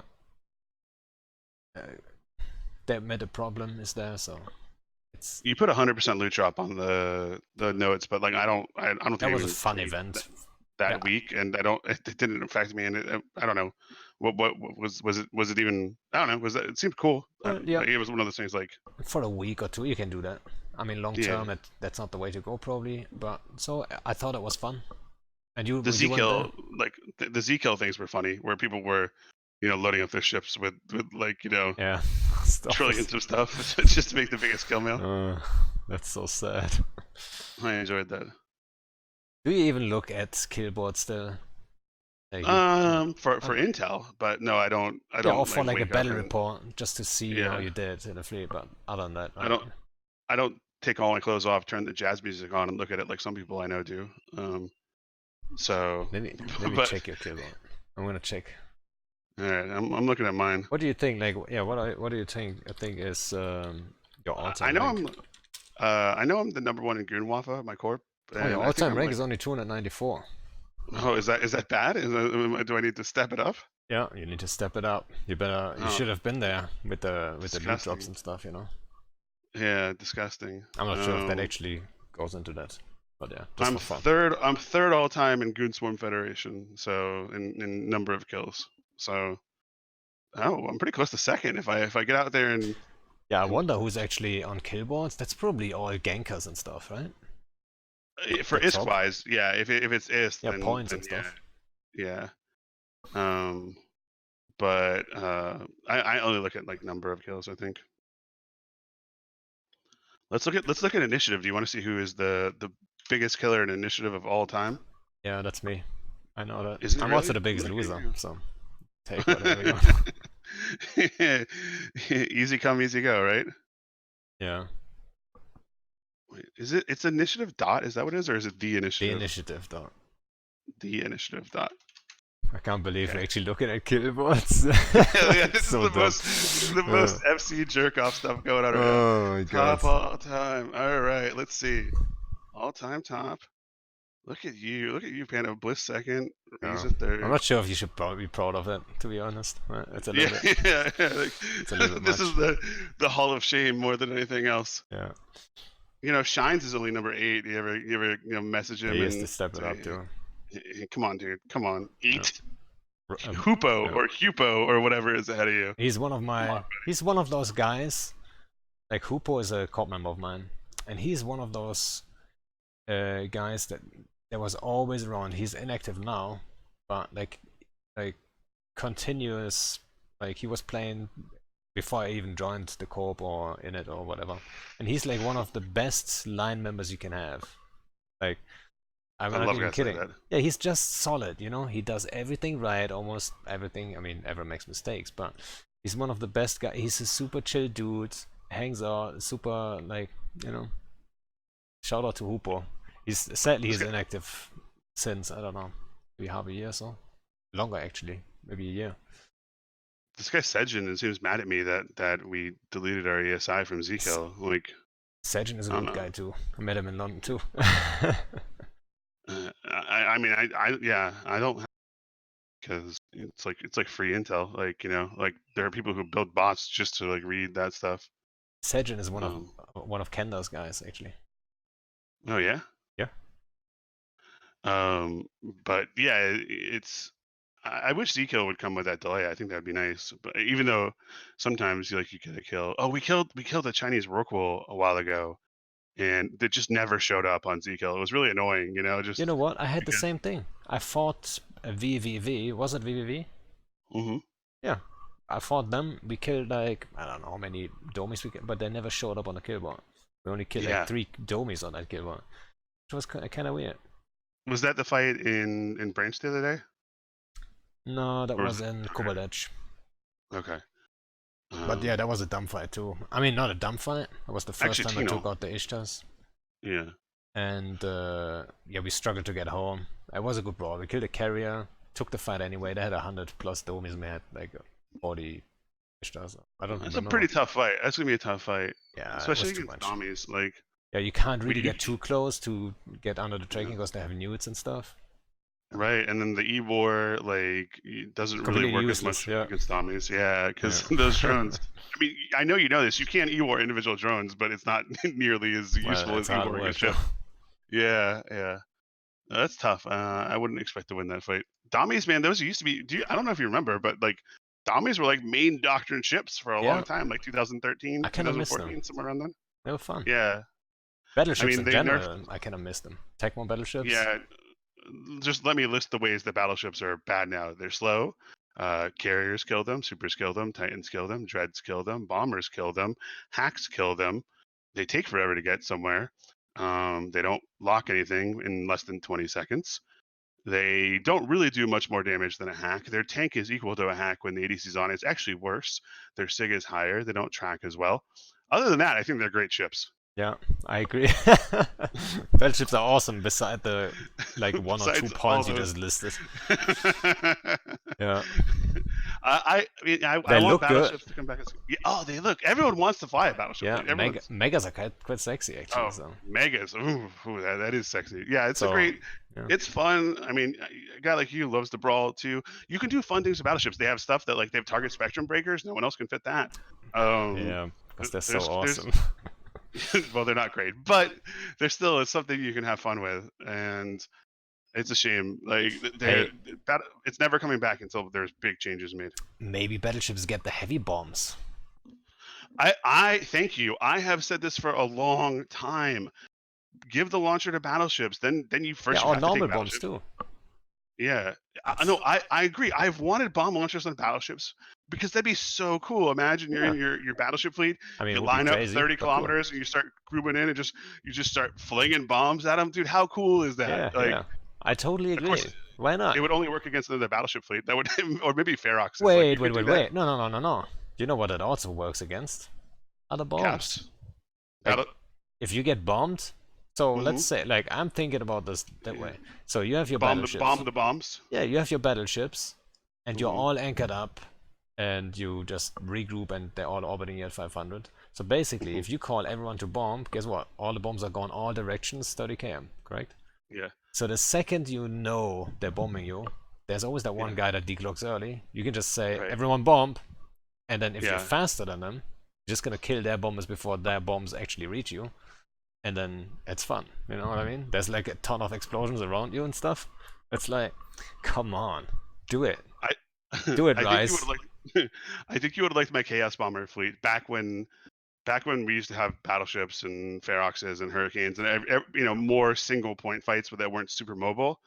I would get like 40 bombers and like 4 command destroyers and then use the regroup command so the bombers were all That's what we do orbiting with Snatch all the at time. Yeah, 300. Oh, okay. And then I would just jump them into the middle of the fleet, have all the bombs fire in every direction, yeah, and then jump out. It's so much fun. It didn't always get you a lot of kills. It got you small stuff, but it caused more chaos than anything you can imagine. yeah. Yeah, we did that with bombs. We did that also with MJDs. And I can Mm, see that now to be even stronger because you don't need as mm. many command destroyers to split them up proper. But Right, you yeah, just jump in and have jump some of them exactly. out. Yeah, You jump in and then you call everyone to MWD and MJD. That's absolute chaos. Like there's so yeah, many MJDs gone off. Everyone's splitting in all kinds of places. It looks awesome. Like we did that a couple of yeah. You're times. jumping them, It's not easy to set up though. You need to be precise too. and you're never going to do it to a mutant fleet anyway. So No, um, no, you're not. You're not. that, But that, you that can. I yeah. mean, with Stukas, like we figured it out after a while how to catch mutant fleets. It's Hmm. not easy though. Most hack Fs, yeah, it's not easy when they're bad FCs, like, right? They're so stupid easy to fly. Most hack FCs are so bad at defending their fleet. It makes me angry. I'm getting mad right now just thinking about it. Like uh, a hack fleet should essentially once you're on grid, a hack fleet should essentially be unbombable. And You the know what? I know you're confident, but I tell you uh what, if you anchor up with your mutants yeah, in a normal way, and yeah, I would have old school Stukas, I would catch yeah. you. I'm confident too. Dude, I love the confidence. I love the confidence. No, I'm just saying like there that like a lot of hack FCs leave themselves open to be bombed when they shouldn't have to. Oh, I got a good one for you, Pando. I think you'll like this Mm. one. Um, this is something that like almost no one uses. This was like 4 years ago. We were flying Ishtars, and we had to go on a grid, and they were bombing us every time we landed. Just as soon as we land, they would bomb us, and it was really annoying. And so what I did was um, I had a dictator aligned just slightly ahead of us, so it landed like like one tick before the fleet, and And then he bubble up as soon as he lands. that's what you normally do, right? Yeah, This is not what I did. I was I about had to him say that's bub- a standard thing. Huh? I had him bubble with that surgical warp disrupt probe. Also, they got dragged in way closer and they Yeah, bumped each other then? Did they hit they each didn't bomb other? each other. They were just in the middle of our fleet. Ah, So I then tried to use that too. Yeah. we threw up a regular bubble, and so now there were 40 bombers in the middle of our And fleet. they're too Can't close to cloak. bomb. Yeah, and they all did bomb, and they just flew it in different directions, and we killed every single one of them. That was so satisfying. I can't tell you how Yeah, satisfying you that know was. what? Like I tried to use the surgical bubble for similar stuff. Mhm. It never worked though. Like I never got it done, you know. But Uh, I did catch. You know, remember when I'm in space? I'm pretty sure you remember yeah. that guy Oh yeah. Oh from yeah. Pizza. Like he's a Mhm. notorious like multi-boxer. And back in the day, it was allowed Mhm. to have Three. input He had three broadcast. at one point. Yeah, Yeah, three so he would bomb squads. all the time. And then usually if you know he's on grid though, So there's a bookmark or ping spot, Hmm. and then I just warp the dicta at like 30, because he's gonna warp at 32, Hmm. and then you just warp the and the bomb and the bombs then on 30 on the dicta, you know, Yeah. and then you just land on grid, and the second he decloaks, you just bomb and then bubble up, and he's in the middle of a bubble and Ah, getting bombed to fantastic shit. feeling. Oh, it feels so Fantastic good. feeling. And then especially when the main fleet, so we had two fleets on grid, the main fleet is sitting there, we on comms, and then this Yeah. special group, I forgot what ships we were flying at the time, but there was a special group that was very bombable, and then they get caught and everyone's cheering on comms because we catch the Hmm. dude finally, you know. That was fun. That was really Do good. you remember, man? Do you remember back in the day when you could multi-box and you had one AM in space, and he had one, and AMZ was a different guy, I think, in the same group. Yeah, I think so. They were both running like one or two squads of bombers, and then you had a guy from, it was either NC or PL. Was his name like Carbon Fury, something like that, right? Anyway, Mm. they had one, and then we had Kunmi doing it, like because Oh, you were he was on. multi-boxing too with bombers? Yeah, do you remember Odell? Like there was Oh, that's Odell, yours? Udell. That's Kunmi. Yeah, he's a Oh, goons. alright. So we so there were like, there could be a battle that you had. There were like 7 or 8 squads of bombers, like just for like 4 people. It Yeah. was intense, and it was every fight like that. There was that they forced um they forced that change to the input podcasting, just because it became every fight was defined by these 4 people showing up to bomb you. Yeah, it was crazy that one guy would have so much power over like a fight. Um, It was too Yeah. much. So like, I'm glad it's gone. I mean, Um. bombing in general, like it takes so much prep, and you never know. It's like such a big difference. Not only it's in like doing it, so warping people Mm, around and bombing at the same time, it's way easier, obviously. But then also mm, the social part we talked about earlier too, like forming people, actual people. If you have 40 actual people showing up to bombers, and you can't really guarantee success in bomber fleets ever, in normal bomber fleets, there might be bubbles everywhere. You might never actually bomb. And that's a way of a difference if you no, if you're just multi-boxing your own thing. You only are responsible for yourself, and you just bomb so much yourself. easier. You don't Yeah. have to worry about disappointing people or all that stuff. You can just do it. That's Apple even bigger difference, I think. Apple permits is a good point, saying that a lot of FCs are not used to getting bombed anymore, and that's true. If the Battleship meta ever I comes agree. back, there's going to be a real tough learning curve for FCs who didn't have to live through that era where everyone had their own bomber group, and because it wasn't just, I mean, there were the multi-boxer guys, but there were squads or SIGs or whatever of people just dedicated bombing. Boat bombed people all the time back then, and there were other groups. Test has one, was it Predators, something like that. They have one where they would do that.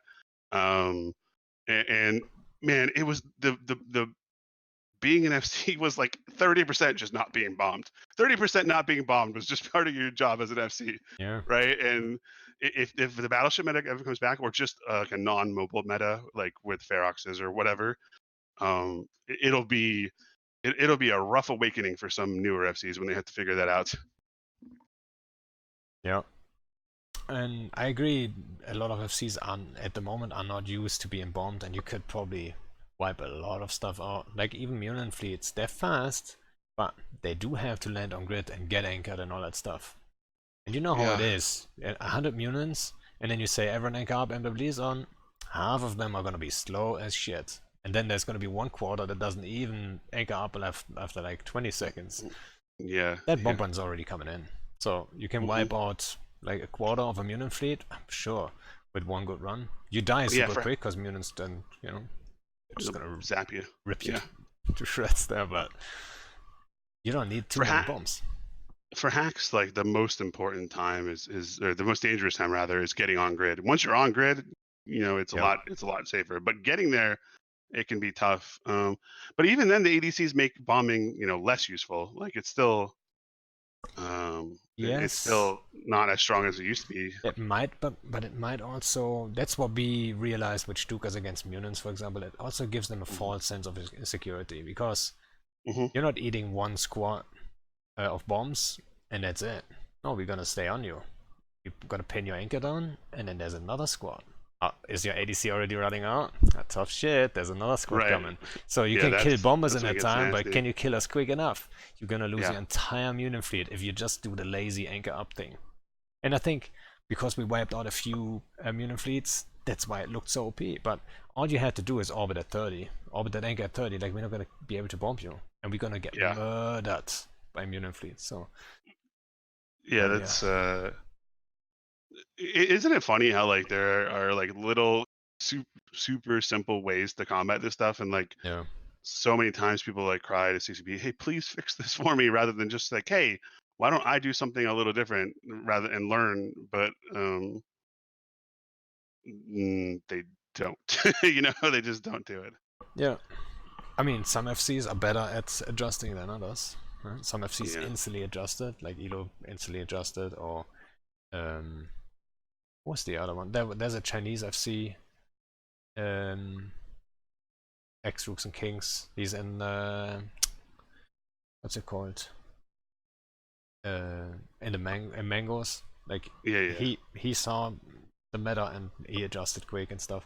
So he did a great job. But some other Who's FCs, they should have known, and like usually we would have caught them always like the first time. If they don't know, we catch them. Like in Rage, first time these guys have seen Stukas and they get caught.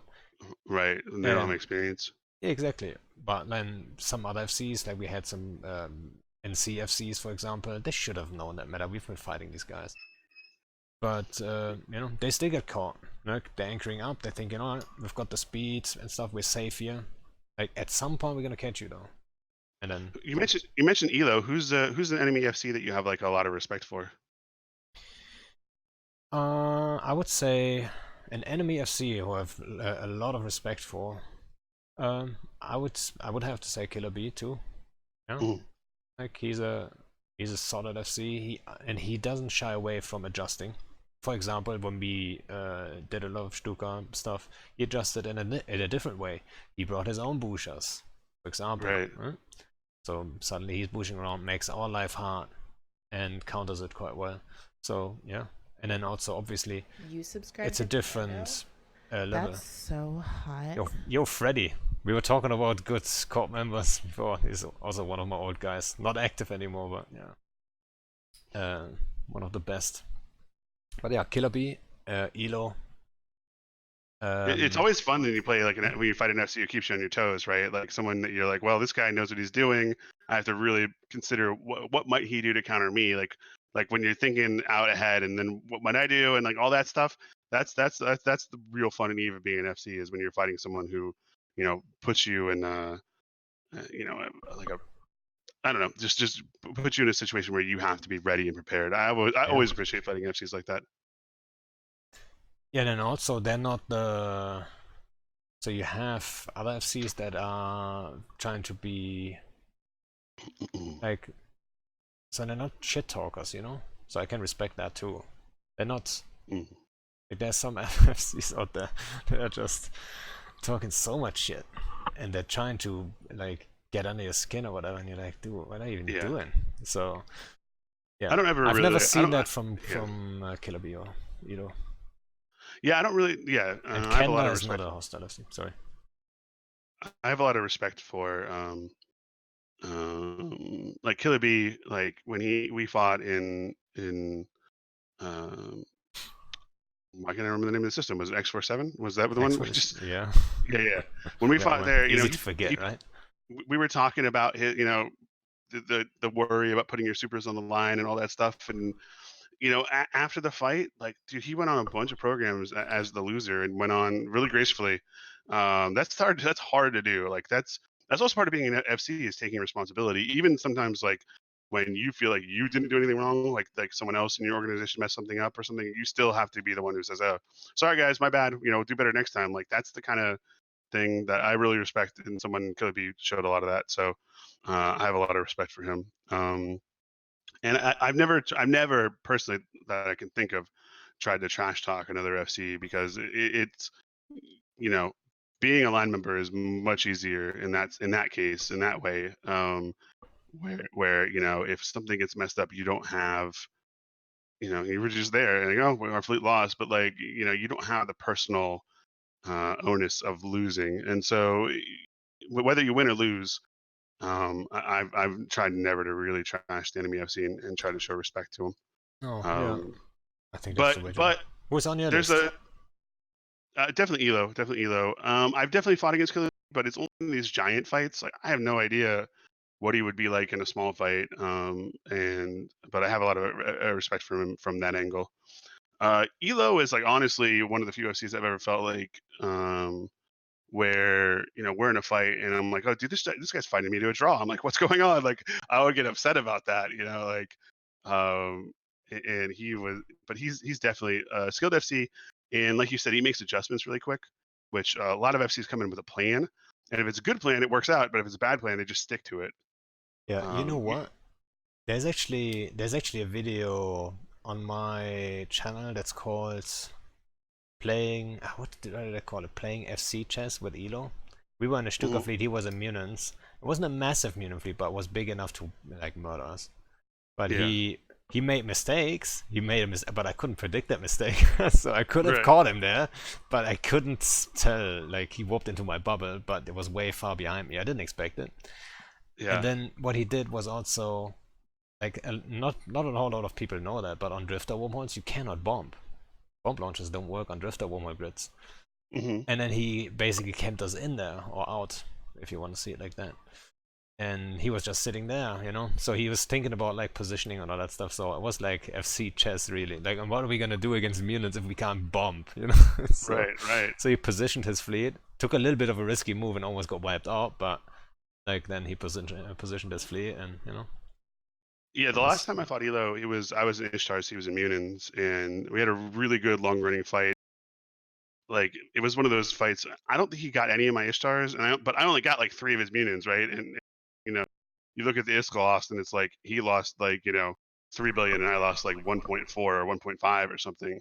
And it was a really good fight. So it's a shame that like I think he's taking a break from the game, but it sounded like from what he posted that he needed a break. So um, yeah, I think FCs contend towards obsessiveness, and from some of the stuff we've talked about, like getting mad multiple days after fights that we lost, like still being mad, that shows there, and it's hard to be like the kind of to balance that with sort of being healthy and I mean mentally healthy. I don't mean I mean yeah, just being if FC comes to the point where you're not having fun, where you're just doing it strictly because I have to do it or it's expected of me, then it's gonna quickly become feel really bad. yeah. Uh, I agree, and but I would argue you probably would agree with that.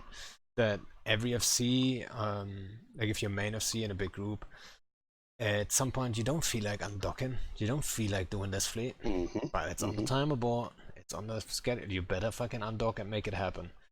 Yeah, And if, like, for example, in Eloscape, it's a long campaign. I mean, how long was that? Like half a year or some shit? yeah, Fighting basically outnumbered all the time, right? Um, that's pure stress. That's pure stress, and you have to, deliver. And then there's like a lot of your guys. They're counting on you. You don't want to let them hang, and then that can drag on yeah, for years, even like with that mindset. Like I for sure know, like I would have quit already. Like if I wouldn't have uh, my corp or alliance that would counter on me, right? I would have quit long time ago. I think I'm not playing this mhm. game for the game anymore. That 100%. I think you would say the same. It's only about the guys, really. Yeah, It's yeah, yeah, for sure. and you can do that for days, maybe weeks. Some people are crazy and can do it for months. That you Mhm. form only for that, but you have to find a way to enjoy it so you can do it long term. I think I mean, that's I'd say that's tricky. one of the nice things about Goons is that we have enough people who are interested in FCing, interested in being, um, that you can spread that load out, and maybe an initiative like there's probably probably more for you. You feel like, oh, I have to do this. I've certainly been in that situation before. Oh, like Casino War, by the way. Like, yeah, that was like every day was like, well, because there were just everyone was finding excuses not to be there. outside of like a core group who are just the real ride or dies. And it was just like every day I was like, well, got to get out there and get in those coal mines and probably lose this fight, but it's something we have to do. But also good. That's a good time to find out who was really with you and who wasn't. You know what I mean? Like who. So I appreciate it. I was saying the other day, like the most fun I ever had in this game was the Casino War was when we were greatly outnumbered, and every time we undocked, they would try to kill us, and they were trying to destroy our spirit, and that was like actually super fun. Because like literally every time we undock, they would come and try to fight us. That's an awesome thing to have, where you undock and someone comes to you. Like that's great. That's a great feeling. It doesn't matter if you're outnumbered. Like that's still an awesome feeling.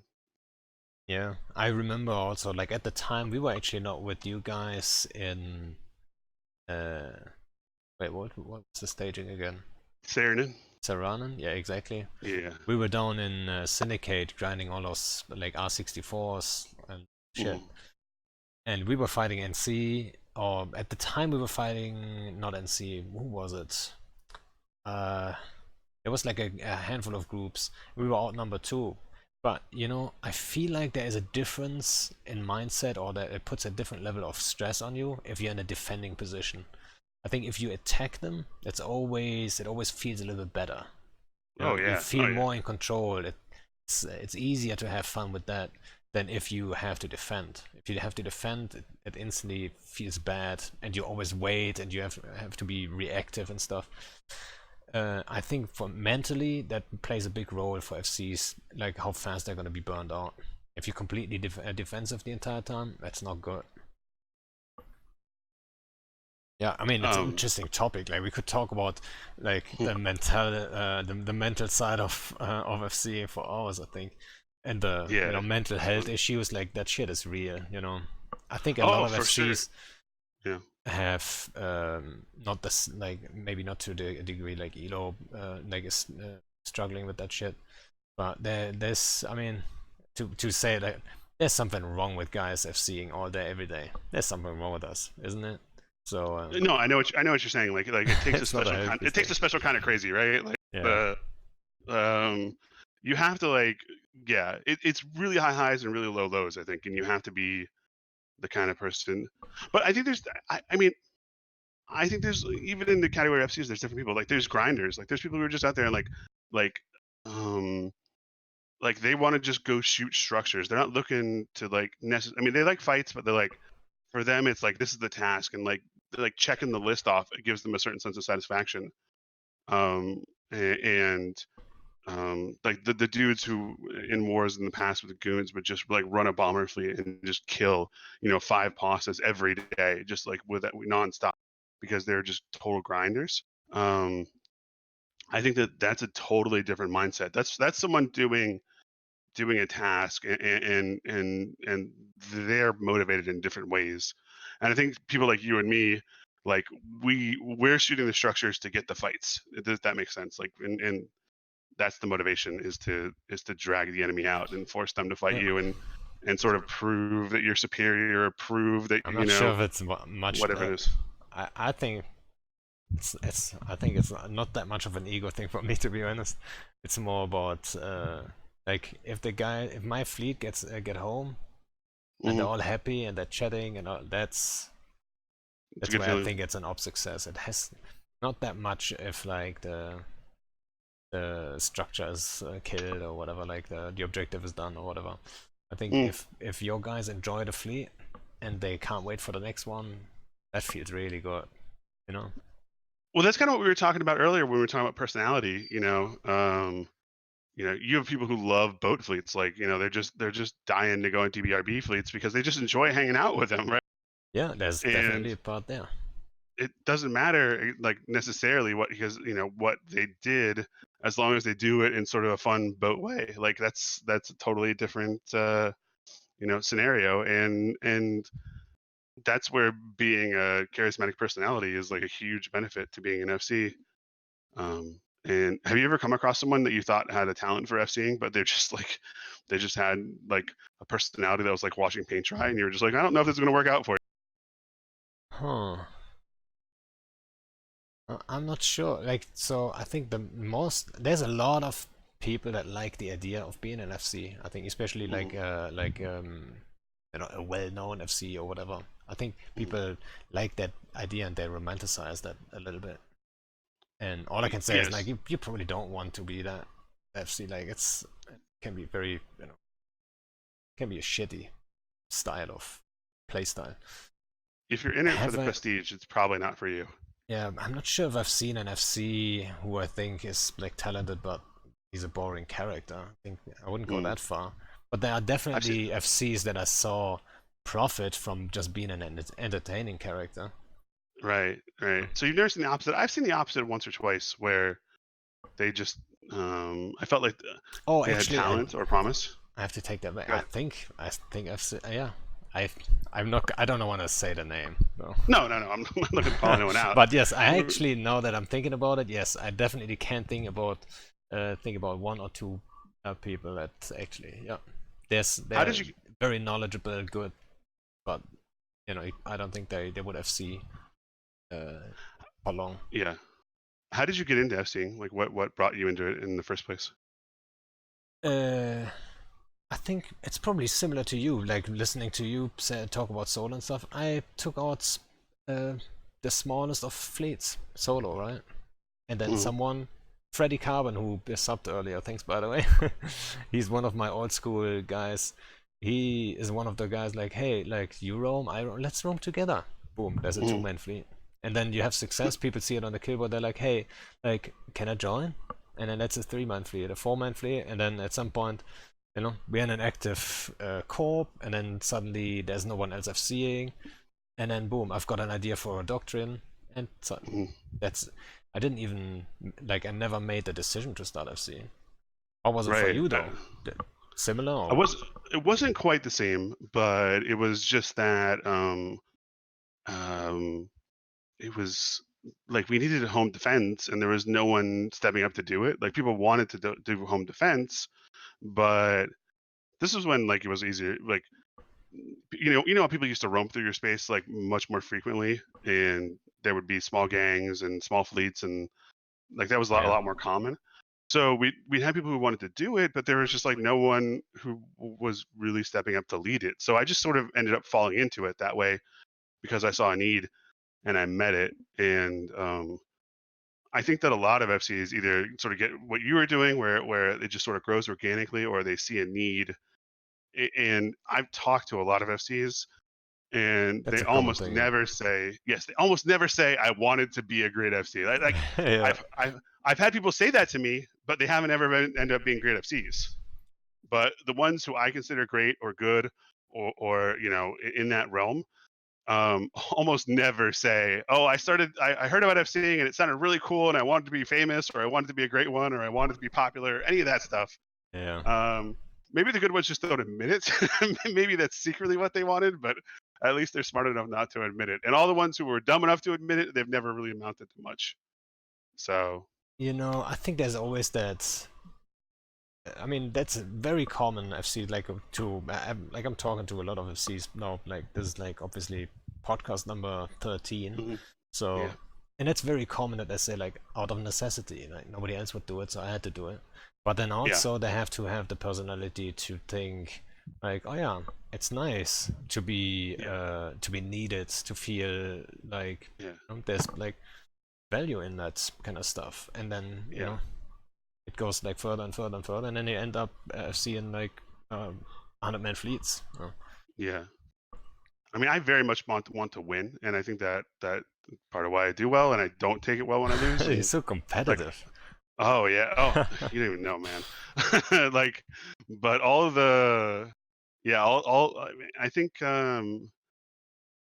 like I have this sort of FC triangle like thing that is like a theory I came up with where I try to map out what good FCs do, and I said like the three parts of the triangle were like virtuosity. That's just like basic like skill, and then the innovation and planning. Those are the three things that like I think define most good FCs. Like virtuosity, it's like skill, like actually flying your fleet. That's so I call it virtuosity. You know, have you heard virtuoso, like, being Yeah. really good at something? Yeah. So virtuosity, planning, and innovation.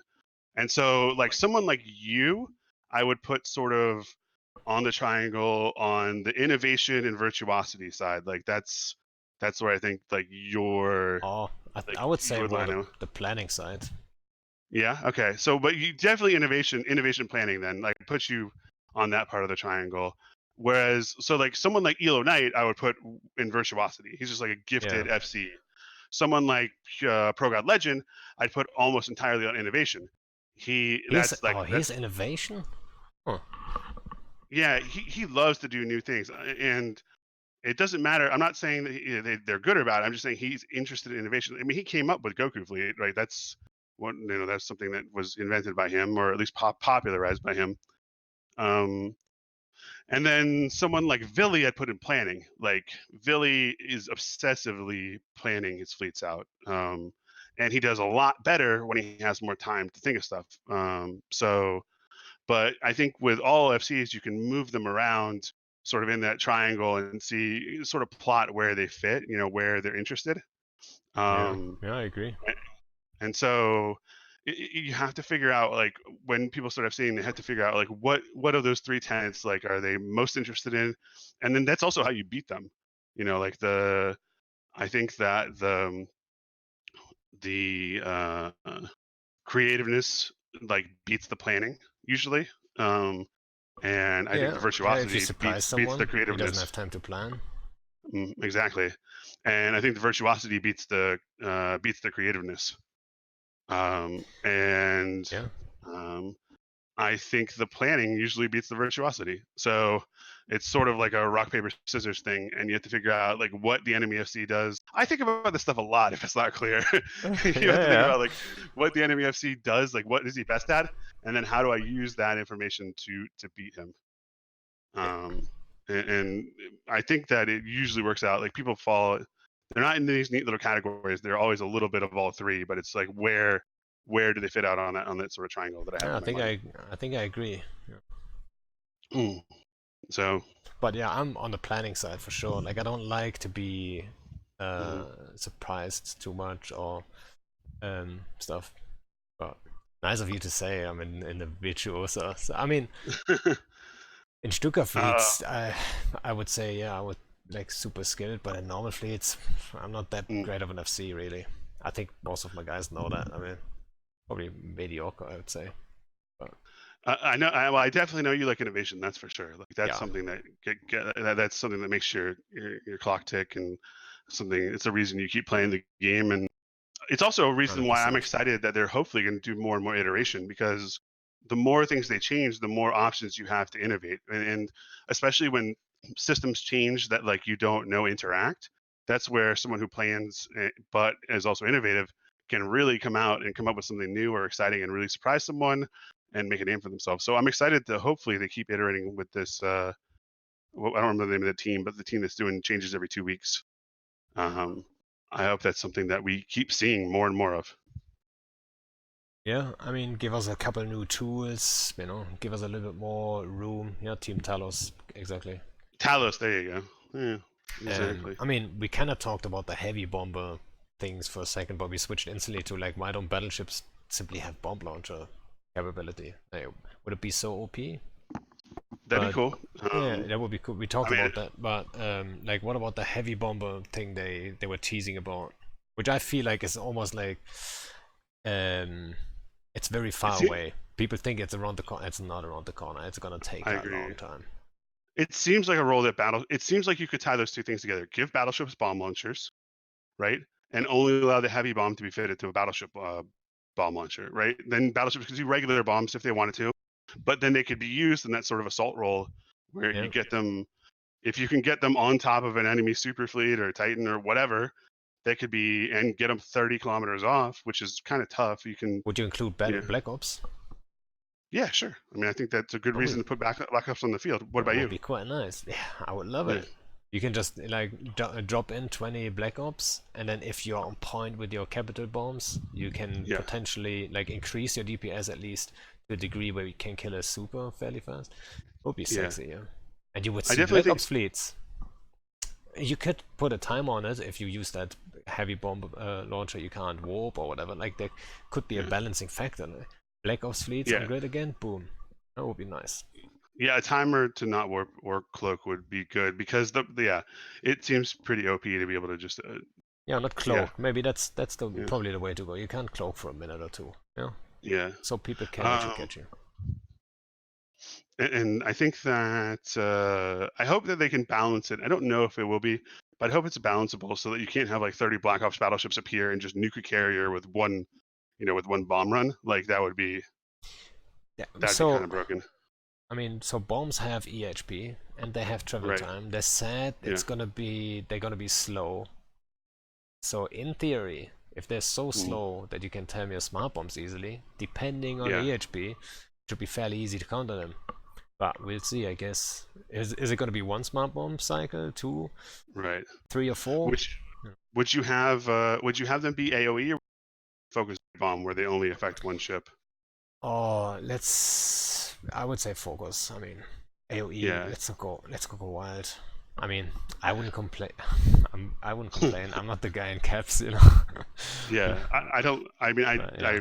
I run caps because I have to, but if this game was just sub caps, I think it'd be a better game. So, I think that's Yeah. if there was AOE. I mean, but the problem is caps are so spread out anyways that even an AOE bomb would only be hitting, like 10 caps at the most or whatever, unless they just jumped in and most of them hadn't bumped yet. But anything Yeah. that knocks. I mean, I made that post. I'm sure you at least saw it. I was about to say. And yeah, For I those who are definitely. wondering, I should actually, maybe you got the link. You made a post, which I is can kind of grab it. weird. I wanted to talk about that actually anyway. Yeah. Oh, by the way, we had 2 hours 17, so if you have to run, like, let me know. Like, you know. I gotta go in like 10 or 15 minutes, so Alright, so it's my time limit. then quickly, so Yeah. Asher made a Reddit post, for those who don't know, about supers and titans from a unique perspective, as the FC for the biggest super and titan blob in the game. So it has some weight to it, I would say. So that is, yeah. Here we go. Whatever you prefer, old Reddit or not. Yeah. So I think that's interesting. I think so. My question is, do you think CCP? Actually, I wrote down this question.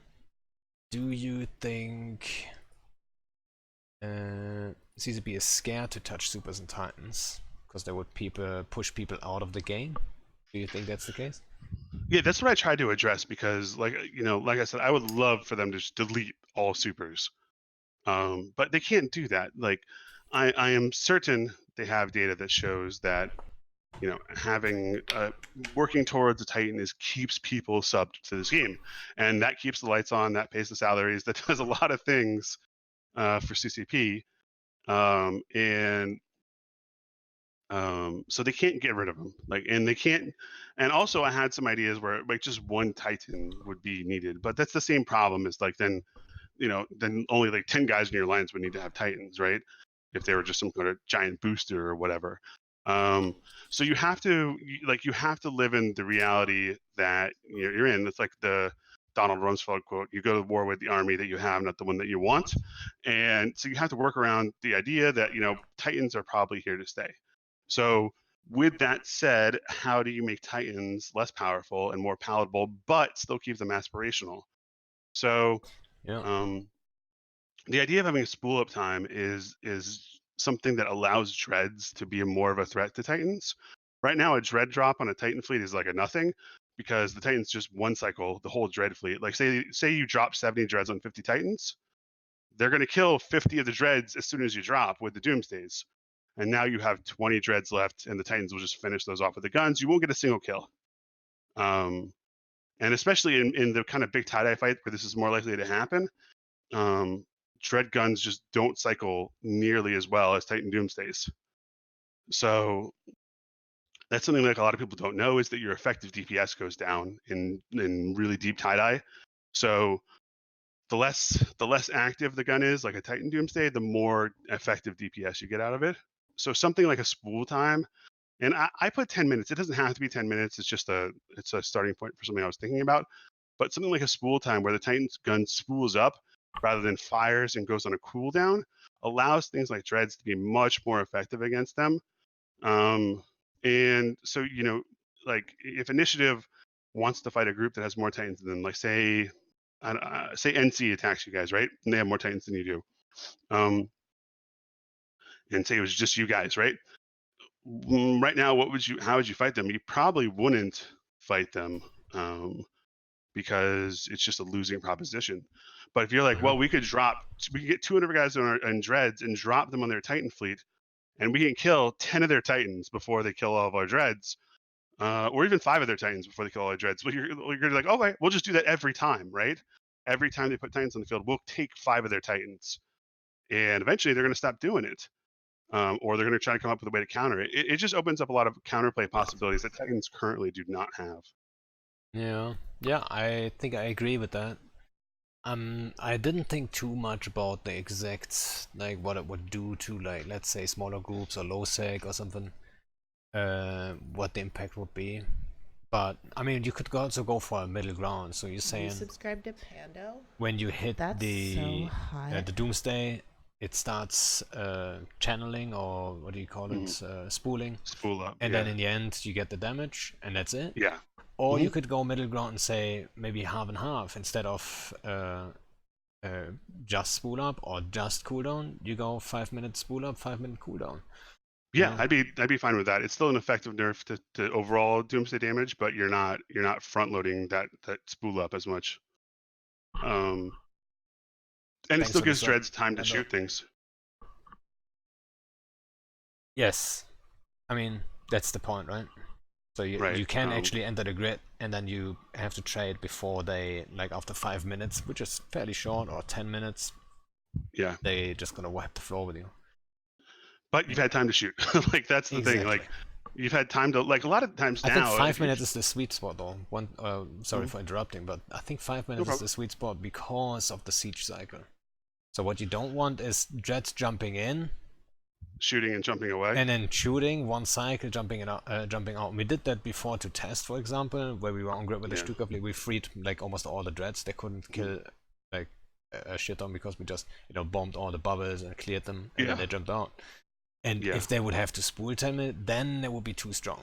So I think the sweet spot is probably 5 minutes spool up, 5 minute cooldown. I want to emphasize, like, grid control. Like, I think that you need to have more ships fitting points and tougher ships fitting points. Like, right now, everyone just relies on their, like, 5 dictors to hold things while they fly around in super fast, super kitey ships. And I realize the irony of me saying this because I love super fast, super kitey ships, but I understand that I'm making a choice. Like, I can engage in such a way that I can leave at any time I want, relatively, but so can you. Like, we fight until we both have had enough. But if you want to be the kind of, if you want to hold ships on grid, you need to have battleships with points. You need to have other ships with points. You need to, you can't just rely on 5 dictors anymore. So that was the idea behind the 10-minute spool time, was that it forces a change in the meta. I'll tell you anything, and forces people to think right about how do I kind of force people to stay on this grid. And I think that would be good for the game overall. And it'd be a total change from what we see now, which is, like, fleets that elect to fight each other and then just immediately disengage when they feel like they've either lost their logic wing or they're losing the fight. Yep. And you mentioned battleships there again. It's battleships, so they should have like all kinds of things, I think. Like, give them a special role, give them more cargo, like endless cargo, man. Oh, it's not gonna be like the hauler, the new hauler thing, but like more cargo, I wouldn't more be opposed everything. If battleships got like an extra point from scrams, so like a regular warp scrambler would give them 3 points. Why not? Yeah. Now, I mean, they have heavy scrams, right? Right, but those only fit on capitals, right? You can't really fit them easily. I mean, scrams you can fit, but yeah, it's tight. Regular scrams, but not heavy. Oh, really? Okay. Yeah, it's like 1,000 power grid or something. But you're gonna lose the HP for it. Yeah. I'd still rather just make the warp scramblers, just give them an extra point. Then a small group of battleships, relatively, 10 battleships can hold super down. with 1 scram each, and if you give them 2 scrams, it's 5. Yeah, just give them a So bonus on the heavy scram and point. yeah, So sure, they have less fitting requirements for that. That would be nice. sure. I'd be fine with that. Just ways that encourage people to stay on the grid, to commit to a fight, to not instantly destroy ships like with the Titan Doomsday, and to make having the most Titans Yeah. not be the only thing that matters. Like I've been on both sides of this. I've been on the side where I've had the most Titans, and I've been on the side where I didn't. And the sort of sense of despair you get when you just say, "Oh, we can't do anything. Like, there's nothing we can do to beat this group." Like, and then you start thinking of ideas. You're like, "Well, what if I do this? No, that won't work. What if I do that? No, that won't work either." And you just Yeah. start racking your brain, and there's no counterplay at all, and it is so frustrating. I've been there, and I hated it, and Yeah, I hate we're in that being the one on situation this side constantly. now. Yeah, Yeah, yeah, now in the north there. yeah. The only time zone where we could get a fight from them is US time zone. And then Yeah. what? They outnumber us with Titans. So as soon as it's in Yeah. Titan range, there's not much we can do. In US time zone, it's completely so it has like, been so what- it's always like what that. if I It's told always you- about the numbers, right? What if I told you that you could lose 100 billion in dreads and kill a Titan? You might take that, and there's a chance for 2.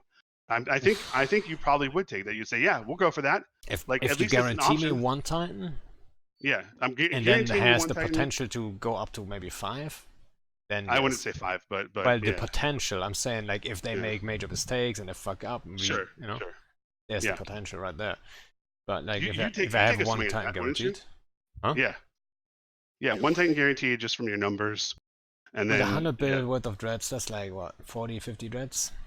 yeah, Yeah, I'd probably do that. yeah, but at Even least though at least times you are have not the that option. expensive at the moment. Yeah, I know. But at least, but they don't insure. At least, the thing you can say about dreads is you can T2 fit them and That insure is them. true. But they can loot the and- field afterwards. Right, yeah. But T2 loot's not that expensive, especially if you don't do T2 guns. That's the if everything else is Yeah. just adaptive armor, stuff like that. Anyway, my point is that at least then you would be able to say, "Hey, I have an option here." Whereas right now, it's like my option is not to come. That's my only option. It's not to show up, or it's to get totally destroyed. And Yeah. those are terrible options to have as an FC or as a person commanding a campaign or any of those things.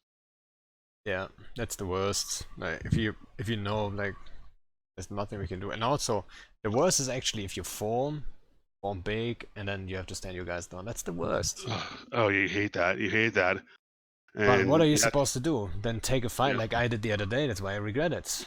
you know? Yeah. Then get baited into, not baited from their side, but like Yeah. mentality wise, like you want to give your guys something, so you undog anyway, and then you lose. But- like what? I mean, it's 30ish. That's not a big deal. But it's the principle behind it. It's just like you can't do Right. that. You can do it once or twice. It's not the end of the world, but that can't be your normal decision in these situations. And as much as your guys will say, "Oh yeah, I'll just take the fight. I'll be happy even if we lose," they'll stop showing up. Like that. That's it's just a psychology thing. People stop showing up to losing fights, and everyone's like, "We'll just take fights. Fun fights." Like, okay, you can do that, It's and easy then to those say. guys will stop showing up. And there's a reason. There is a reason that the other side always tells the quote unquote losing side that they should just take the fights, because they know too. It's totally disingenuous. I have done it as well. I think almost every FC who engages in any sort of discussion in public, like Reddit or anywhere, has done it, where they're super disingenuously telling the side, take this fight that's not good for you, because the point is to get them out the field and to make them lose, because we know their guys will stop showing up. Your own guys will stop showing up. It's just human nature. It's psychology. It's not a big secret. And it's the reason for a lot of these sort of blue balls or hell dunks mindsets that I don't really like, but I understand.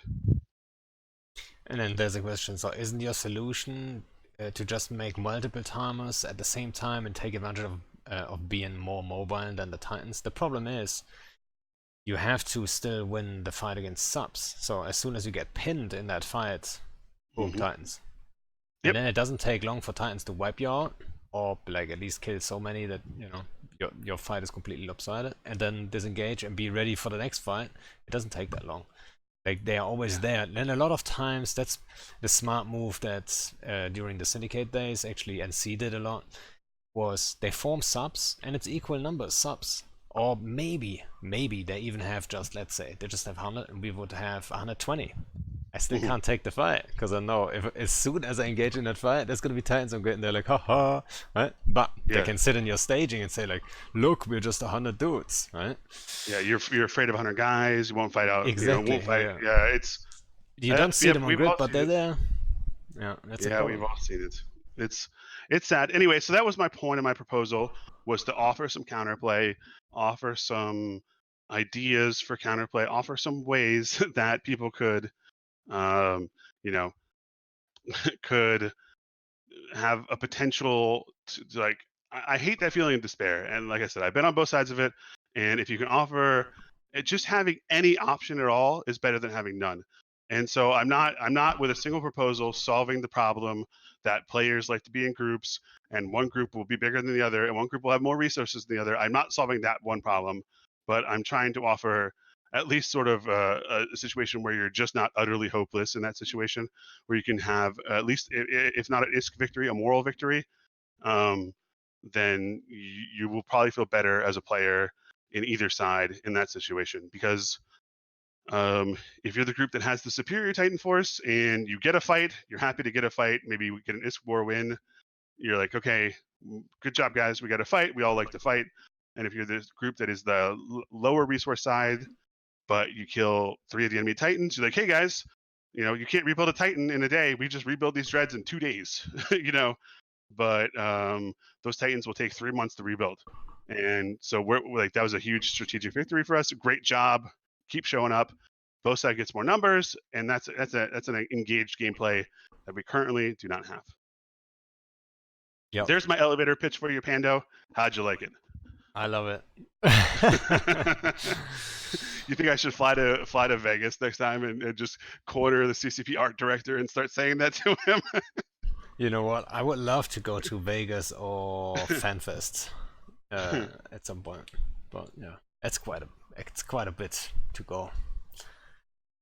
But yeah, the thing about visiting America is like, you go to Vegas, America's so huge that like visiting one part of it is really not like visiting other parts. Yeah, I'm aware. Like, I know that. Yeah. Like, Vegas is a special place too. I mean. Yeah, but it'd be cool. I've never been to an EVE meetup, so I might go to one eventually. You've never been to any EVE meetup? No, I try to kind of keep my personal and spaceship nerd life separate. That's not a dumb move. But at the same time, like, I had a good time in London. It's not about like the game or CCP or whatever. Like, it's about the guys you've been playing with forever. Right? And then, I mean, Hai was there, Kenda was there, Shines was there, Brisk was there. Like Reza, one of my old guys, was there. Like a shit ton, like, of people. Like, it was a good time. I enjoyed it a lot. Amsterdam, I'm not sure about Amsterdam. But I want to see like a big event, because London was a small one. Wasn't there one in Berlin? Yeah, G Fleet. But at the same time, I don't know. It's not. I don't know why I don't get excited for like an event in Germany, but too close. I don't know. Maybe I should have gone there, but maybe next time. But yeah, I want to see one of the bigger events at least, like a proper FanFest. Yeah, well, I think FanFest is done, and I don't know what's happening with EVE Vegas next year. Like, what do you mean FanFest is done? Aren't they like this year? They barely did anything. Okay, they're doing like a real FanFest. Yeah, okay, cool. You coming? Cool. I'm coming around to the idea. We'll see. Hey, let's do it. I'm more interested. I want to try come then too. Yeah. All right, cool. I've enjoyed being on your show, man. Thanks for having me. We really appreciate it. Hey, thanks for doing it. And we can for sure talk about, like, I don't even know how far the list we got here, but it's funny for having like the list wasn't particularly long, and I think we got like a quarter of it done. So we were really you're super used to the whole podcast thing, so that helps. Yeah, my first time. It's not my first time here, but yeah. All right, man. Appreciate it. Yeah, I hope we can do it again sometime. All right. Love to. See you. Then, thanks. See ya. Yeah, the guys on stream, guys. Thanks for the subs and all that stuff. Miranda, Freddy, Veer, someone else that I missed earlier. I couldn't, like, I don't want to interrupt people for it, you know. Where is it? Let me at least scroll up now. I can't find it anymore. But yeah, guys, thanks for the support. Hey, what's up, Caneros? Hope you guys enjoyed it. That video that he linked, that trailer thing, maybe we should play that in the end. Let's see. I'm gonna try to set that up. Close all the thingies. Yeah, if you guys are looking for the podcast version, that's uploaded by Talking in Stations. If you are more of a YouTuber, I'm gonna upload it to YouTube too. If you want to join the Discord so you get notified and all that stuff, then do that. And then also, like, for Christmas, I'm not gonna do obviously a thingy, an FC chat, because that's simply the worst day. That's that one day I have to be home. Like, I can't do like spaceshipy kind of stuff. But yeah, I hope you guys enjoyed it. I'm gonna set the trailer up that Asher linked earlier. Let's hope it's a good one. It's a player kind of trailer. Yeah, and then see you guys around. See if it's gonna fuck it up here. It does. Go. Go gentle into that good night. Old age should burn and rave at close of day. Rage, rage against the dying of the light.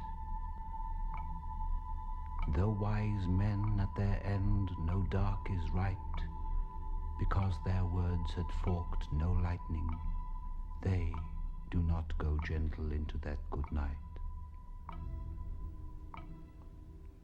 Good men, the last wave by, crying how bright their frail deeds might have danced in a green bay. Rage, rage against the dying of the light. Wild men who caught and sang the sun in flight, and learned too late they grieved it on its way, do not go gentle into that good night. Grave men near death who see with blinding sight, blind eyes could blaze like meteors and be gay. Rage, rage against the dying of the light. And you, my father, there on the sad height, curse, bless me now with your fierce tears, I pray. Do not go gentle into that good night. Rage.